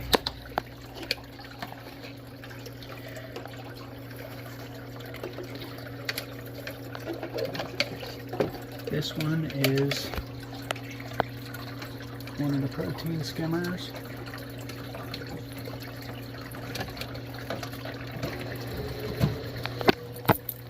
It's this one.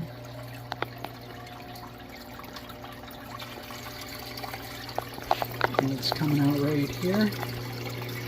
And I'm just going to turn it a little bit, and it's going to go right into that ammonia. And that's going to quiet it down too. You're not going to have that water falling straight into water making that noise. So I'm just going to stick this one in the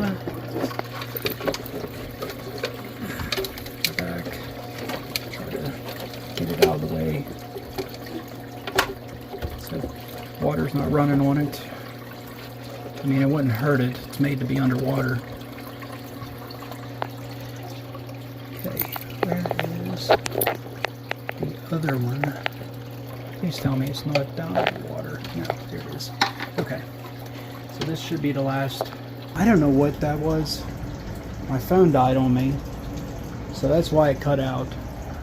I took measurements with the electric. I don't know what was going on, but it went away. Maybe it's just not to the point where it's bad enough to continue to go on, but or maybe the wires where it's bad, it's sticking out of the water or something. I don't know, but either way, I was definitely getting shocked there, and I've gotten shocked before. And when that happens, you just got to figure out which one is doing it, and you just need a meter to read the. If you put it up to the tank, usually the outside of the tank, the meter will read, and then you just keep going and unplugging each individual thing. But I did figure out that I'm trying to open the thing on the back of the phone. Okay, I figured out that the one protein skimmer wasn't working, and I had to take the motor apart on it and get it to work. It was like jammed up. So it's working now. I'm not getting electrocuted. Everything's working. My phone's too dead to actually walk over there, and maybe I can unplug it here and plug it in over there without it dying, hopefully. There. Okay. Alright, 11%. I'm still alive. Here we go. So protein skimmer, there it goes. All the gunk's starting to come out of it already. That usually will be white at first, and then it'll turn to gunk later. That one back there is not working. So they're both working, and I'm having them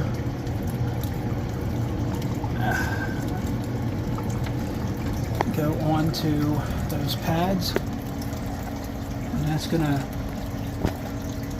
clean some of the gunk out of it. And that one, that's what it looks like from above.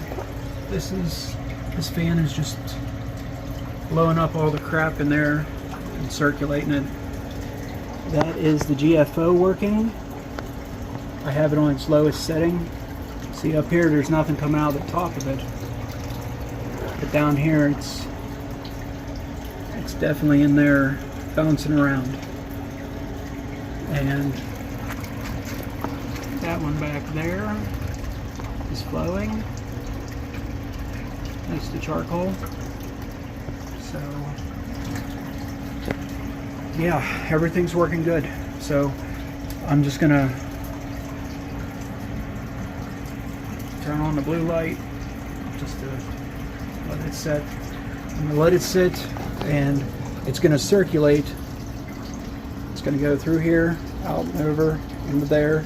The water has to come down to go through the holes, so these will pick up a lot of it and recirculate it. Go over, through there, through the filter, or through the pump, back up the line, back over, and back down. So it's going to circulate, and I didn't change these, but these things, they're little pellets, and they'll turn blue when they're bad. They're kind of white. They're white now, but they'll turn blue. So these are still good. So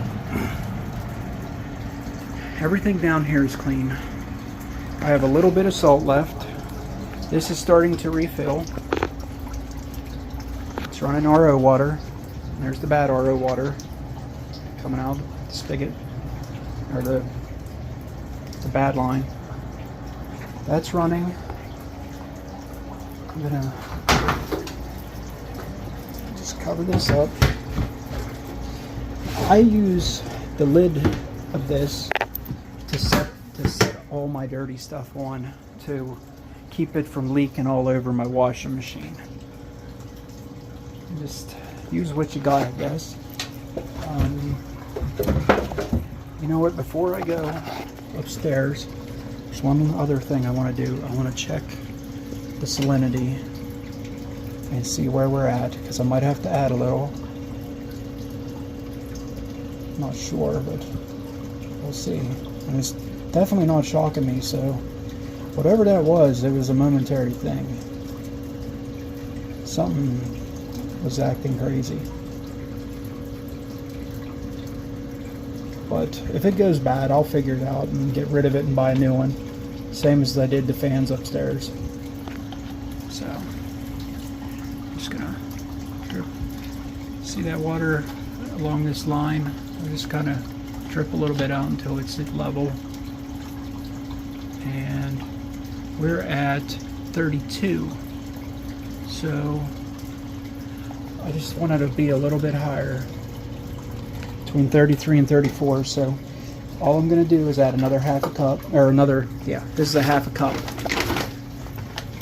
I'm going to fill this cup level, but in measurement terms, it's a half a cup.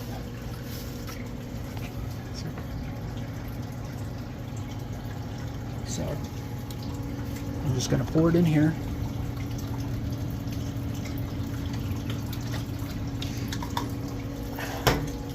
Grab my arrow. This thing gets in some tight places, so I'm just going to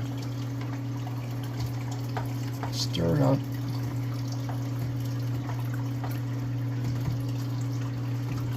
And then I'll let this continue to run, and I'll measure it later after it has a chance to mix. But it should be close. And if it needs a little more, I'll give it a little more. But the next phase is to clean upstairs and clean the tank. So I'm going to stop here, and we're going to start again up there. Alright, I'm back. We're upstairs. Okay. So, you can see the tank. How it has that kind of fuzzy glow. So, you can buy these. That's what they are, reef aquarium lenses. Take this. I'm going to clip it to my camera, and you're going to be able to see a lot better. Here we go. There.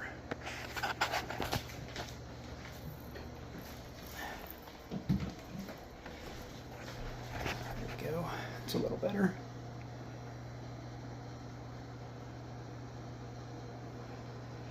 So you can kind of see this crap on the sides. I'm gonna clean all that off. It's gonna look sparkling clean when I'm done. So take this off for now. Turn the light back on. I'm gonna set this here. What?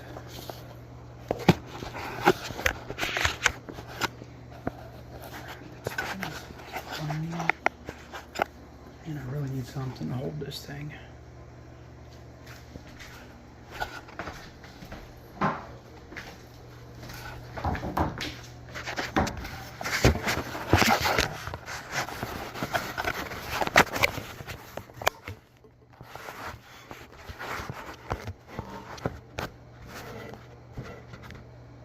There, that'll work for now.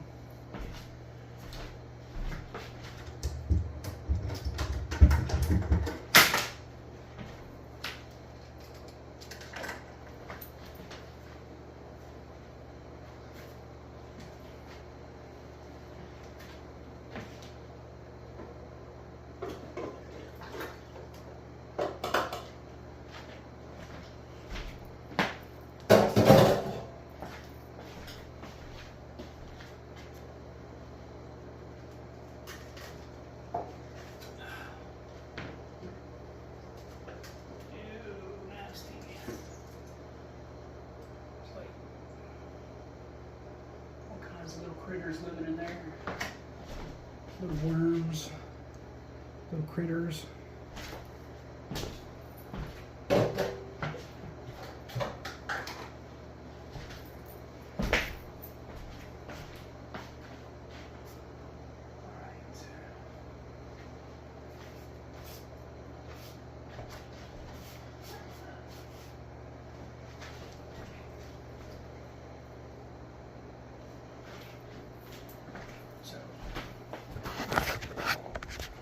These are the canisters, the two, and then I have a unit that everything plugs into that is like a battery backup that lasts a couple minutes in case there's a surge in the electricity. It won't last forever, but long enough that it keeps it from screwing up if the power would go out and come back on.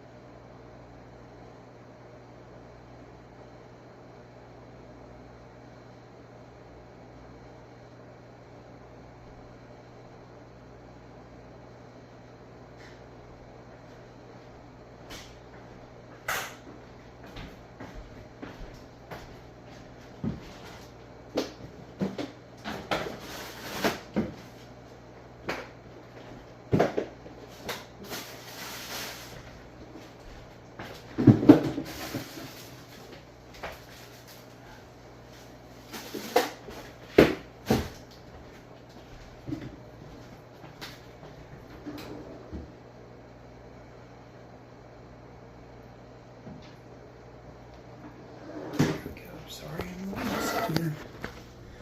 So,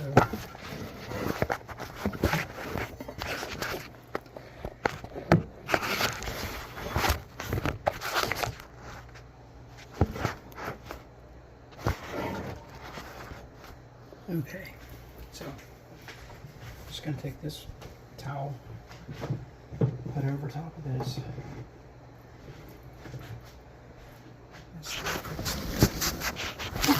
Paper towels.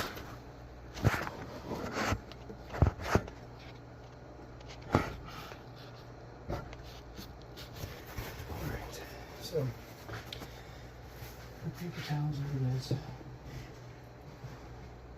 There's a lot of water in here and you don't want to waste it. So what I'm going to do is, this is Fluval 407 canister. Take these, push them down, pop it off. This is the top. Take this off, clean it. There's all kinds of like little pieces of crap inside of it. There's the fan.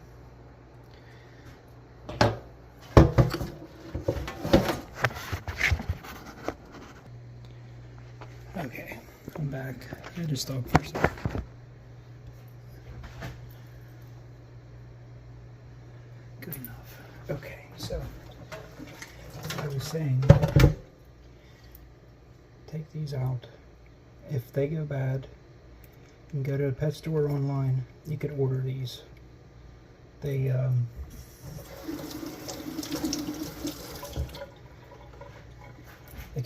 you can get pretty much any part you need. Any of this stuff, anything that goes on a fluval, you can always rebuild it. I have one downstairs that's 20 years old and they still sell parts for it, and I can still rebuild it and make it like brand new. And if you go to a saltwater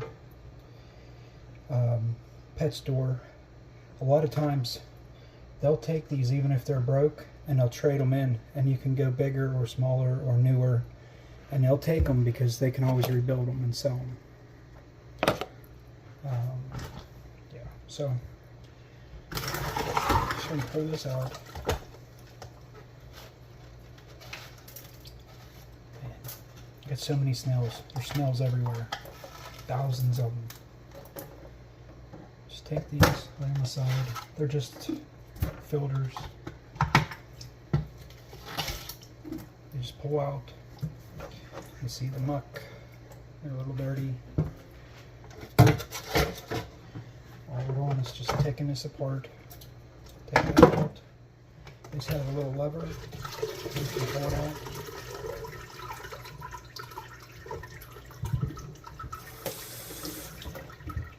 Remember not to contaminate this water with this water. Believe it or not, even though your water's dirty, you can clean it and it'll be okay. But if you put your sink water in, all that crap that they use to clean that water, all the bleach and all that crap goes right in your fish tank. It causes problems. So I'm going to take this water, I'm just going to put it through here, filter it through, paper towel and a towel, like a dish towel, which probably isn't good. It probably has chemicals from cleaning it, but you can get it one way or another, I guess.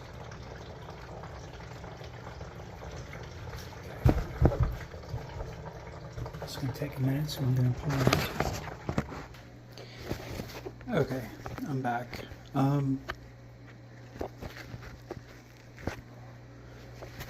Stupid thing's not charging.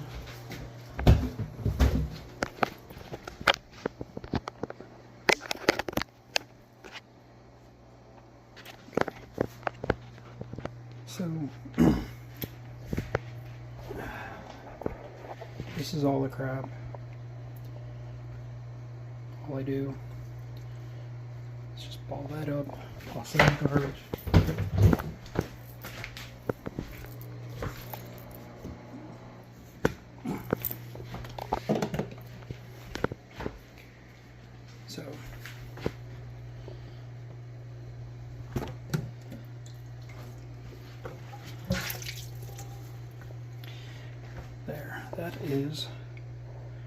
the water. I mean, it has a slight tinge to it, but it's definitely cleaner. I clean this out. It has a little bit of that white stuff in it. It's like fish eggs or something, or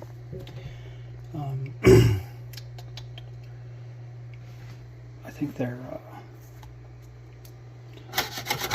either snail eggs or the beginnings of what they call pods. So these are charcoal. They're Chemi Clean or something like that they're called. They're like 20 bucks a piece. I usually change them once a year. All you do is pull it out, rinse it out until it's running clean, put it back in. Like, you're supposed to change them like once every 3 months or something. You know, I change them once a year because I have so much other filtration. This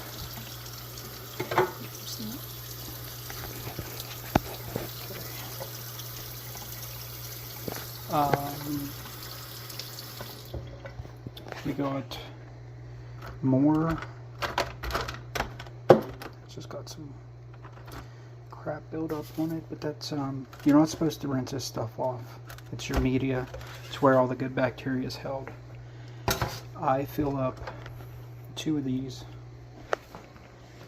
Hang on, one's okay. I had to get a different charger. That one wasn't charging right. So, like I was saying, I use a lot of media. Try to get as much good bacteria as possible. I'm just going to set these aside. You're not supposed to clean them out. Just leave them alone.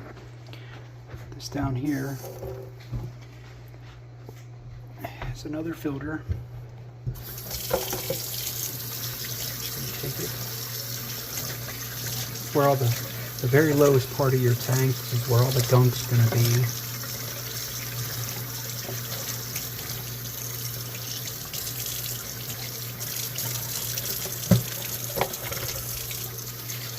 These, you can buy these. They're some special filter. I think they absorb stuff too. I usually change them out a couple times a year. I'm not going to change them this time. Maybe next time. I got to buy some more. I got to write all this stuff down and go buy some more. This is just a filter. You're going to change these out or get new ones unless for some reason there would be a problem, like it would get ripped or something, but or I don't know. These things don't go bad. They usually last a long time. But you can buy them. I was at the pet store the other day getting that charcoal and I seen them. They had new ones.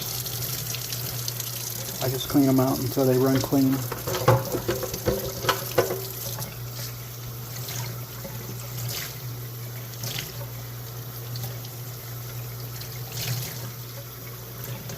These aren't even that bad. I've seen them gunked up worse.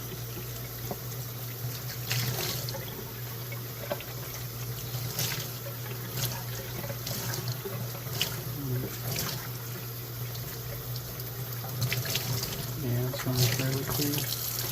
Okay, so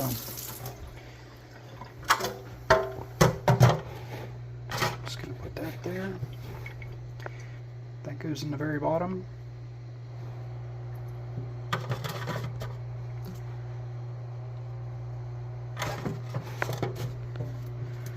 I put the lumpy side down, and then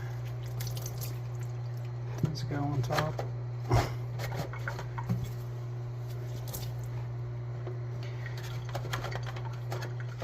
Try to kind of squeeze as much water out as you can of the sink water. You don't want a lot of that in your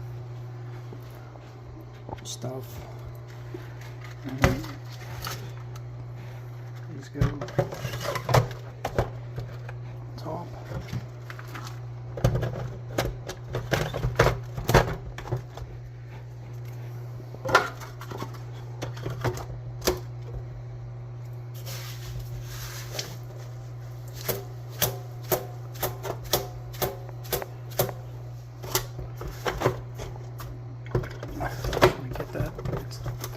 hold them together with a zip tie. You want to make sure that zip tie is not sticking out to where it's going to keep it from sealing. It does need kind of a seal to make the water flow through these things. There. That's good. This will go.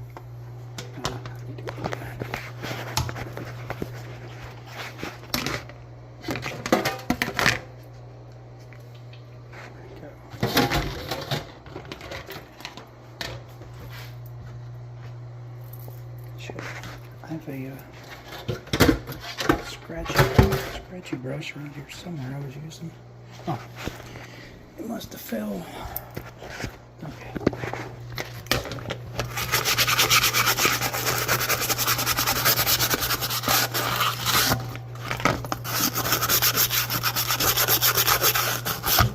Yes, it's probably going to scratch it.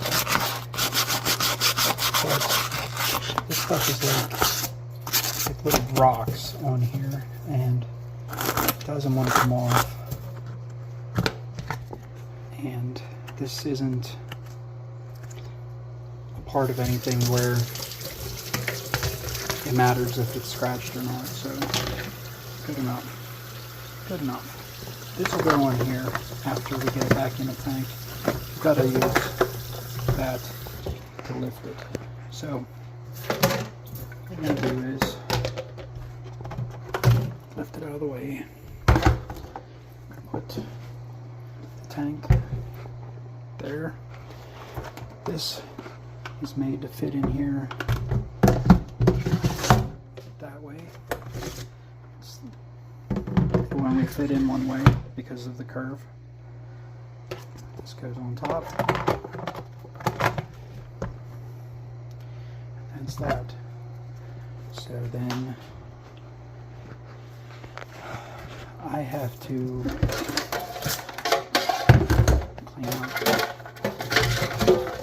clean out these filters. They're not that bad. They're a little gunky, but not bad.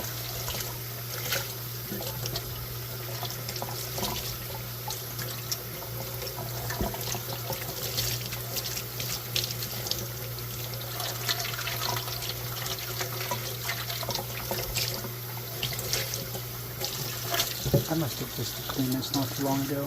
I take these out more than cleaning the sump. I usually take these out and clean them more often.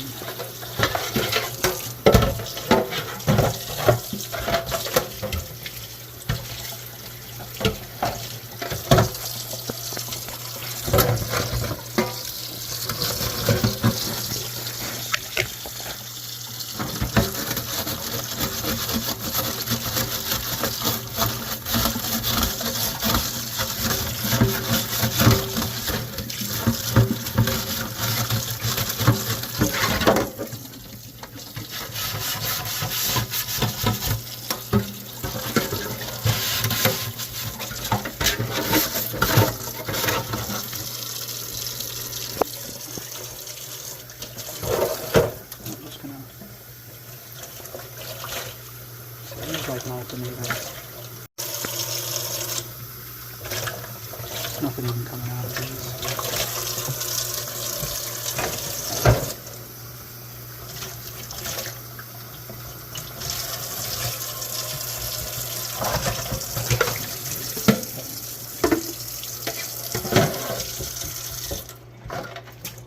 Put these back in. You have a piece up here and a piece down here where it's flat. I want to put these in. The blue ones.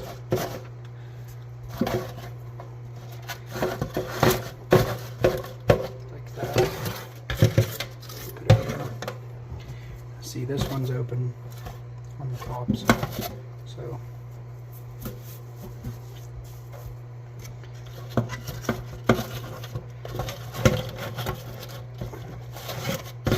these stick out. Stick out over the top. They're just going to stick up and clean in an area.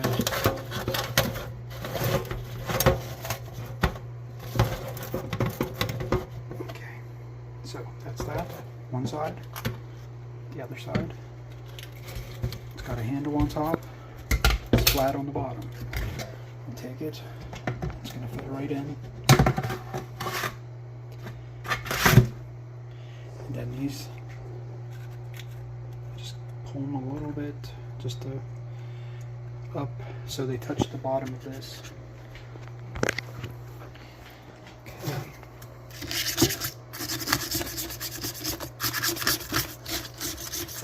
Some of that white crap off of there.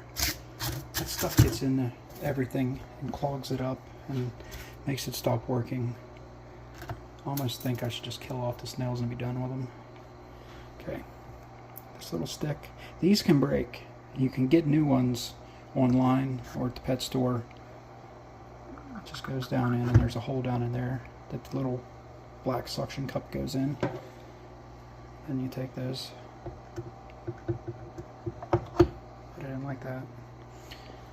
The old ones, these would break a lot on the old ones. This, you can buy this whole piece brand new online.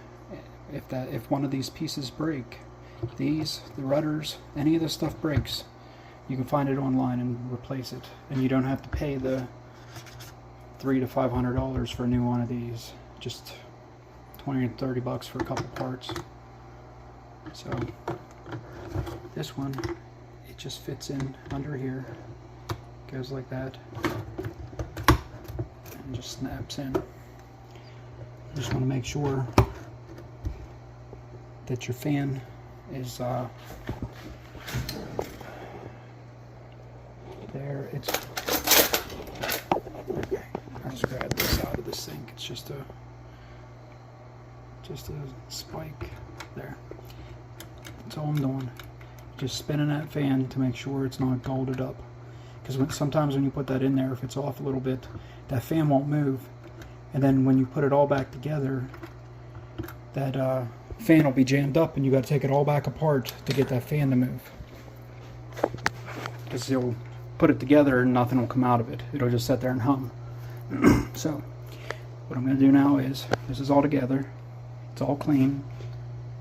I mean, I didn't put new parts in it, or I just took out all the gunk and put everything back in. I'll get some new stuff later, but I'm going to take this water and pour it in there.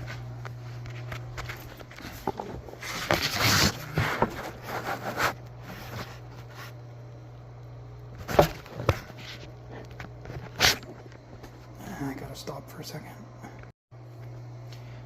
Okay, so I poured the water in here, from here. So on these, there's a little divot there. Just find a divot on this side, 407. Goes in like that. I'm just going to push it down and then clamp it. Okay, so this is going to be a lot easier to fill and get running if I take water out of the tank and finish filling it up.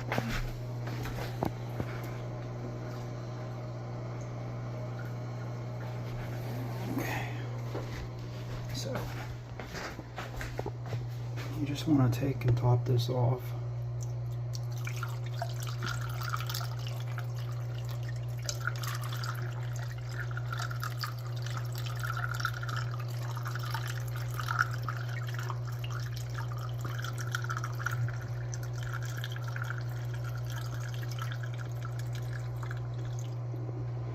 Wow, that took a lot. Need a little more.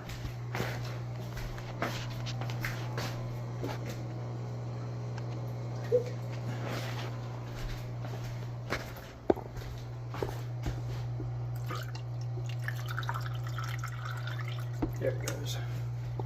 Okay, so I'm just going to pour the rest back in the tank.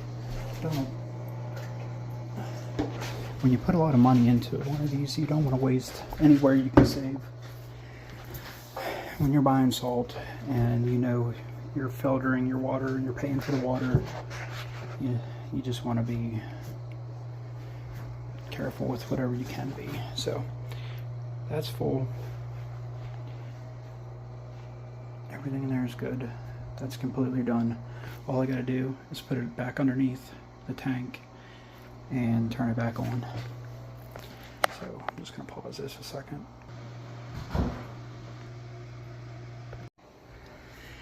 Okay, so I took the next one out and I put the other one in, and it's running.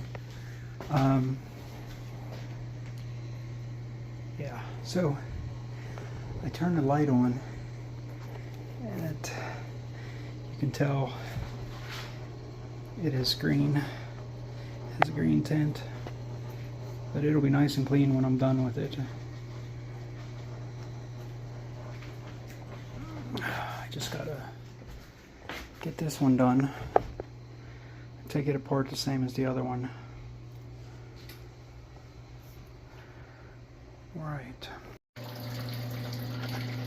Okay, since the second I was away that you'll see, I've been gone for an hour or two. I finished cleaning the outside and the inside of the tank. I just used a scraper. I'm going to check my salinity. This has been running for a couple hours now. And then I'm going to turn this back up to go back upstairs.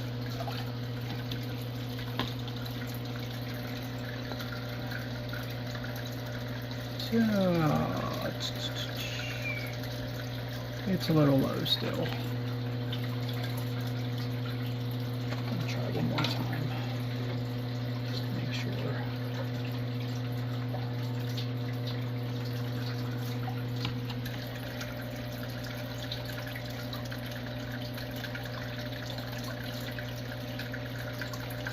Yeah, it's still higher low. Say 33. I'm gonna put one more half cup of salt in, and I'm gonna call it good. And I'm gonna send this back upstairs.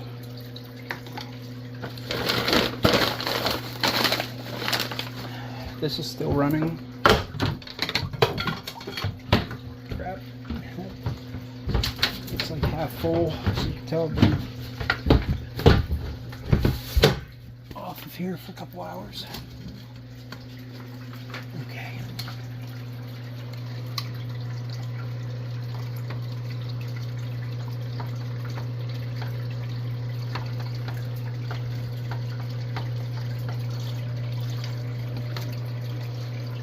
Alright. See those quit foaming? Just the gunk is coming out now.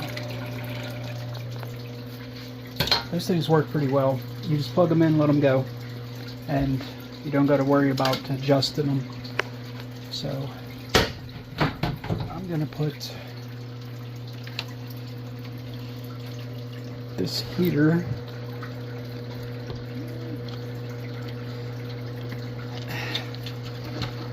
man, if I can get the thing off this side. That suction cup just doesn't want to come off.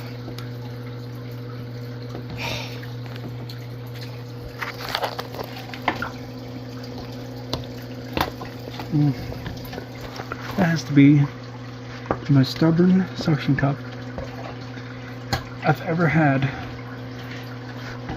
This thing does not want to come off here. The hell with it, I'm just leaving it on there.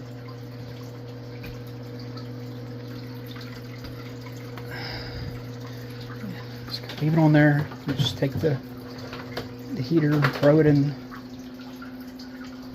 the new water.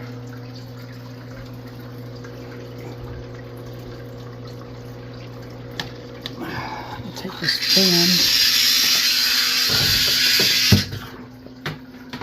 throw that fan down in there to circulate. There. Okay, so that's down there now.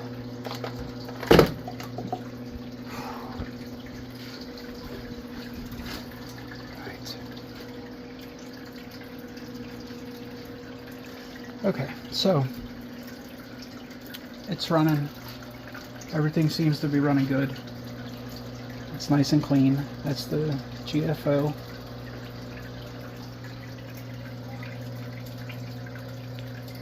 Okay, I'm just gonna shut the light out and head upstairs.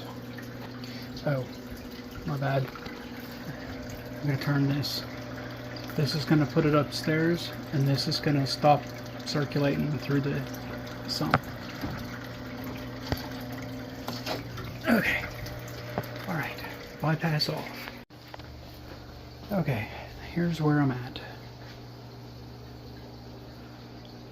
Nice and clean. I'm gonna put this back on so you can actually see what I'm seeing.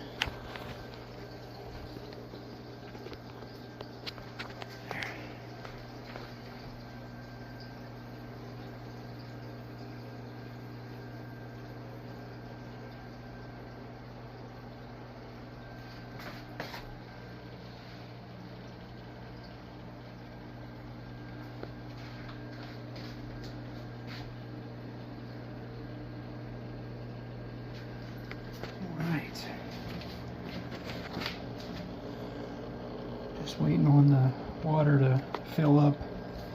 The level will come up, and this, or not, I don't have to mess with it. Okay, got it straightened out. And this thing is a lot of messing around to get it to look decent. There. It's still got a little bit of crap floating. It's gonna, the filters will pick it up.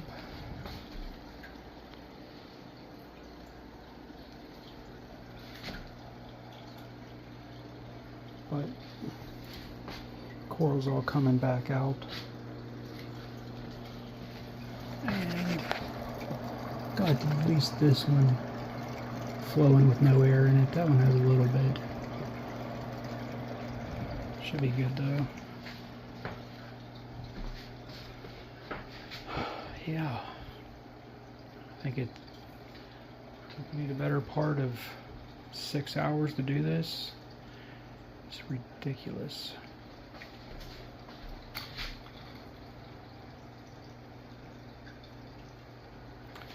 But it's clean.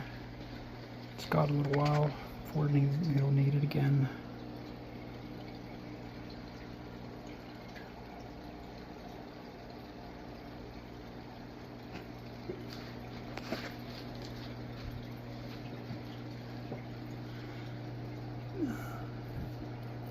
I don't know where the foul fish went. He should be in there somewhere. This weird looking fish that looks like a flounder. It's called a foul fish. Oh, back there he is. Look at that. You could have all kinds of fish in here and not even know it. Crabs and snails of all kinds. They all hide in these rocks.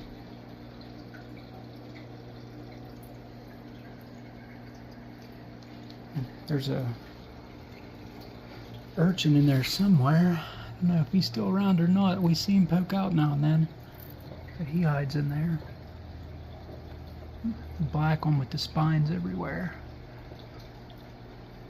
Little fish down in there hiding. Okay, well, it's clean. I'm gonna go.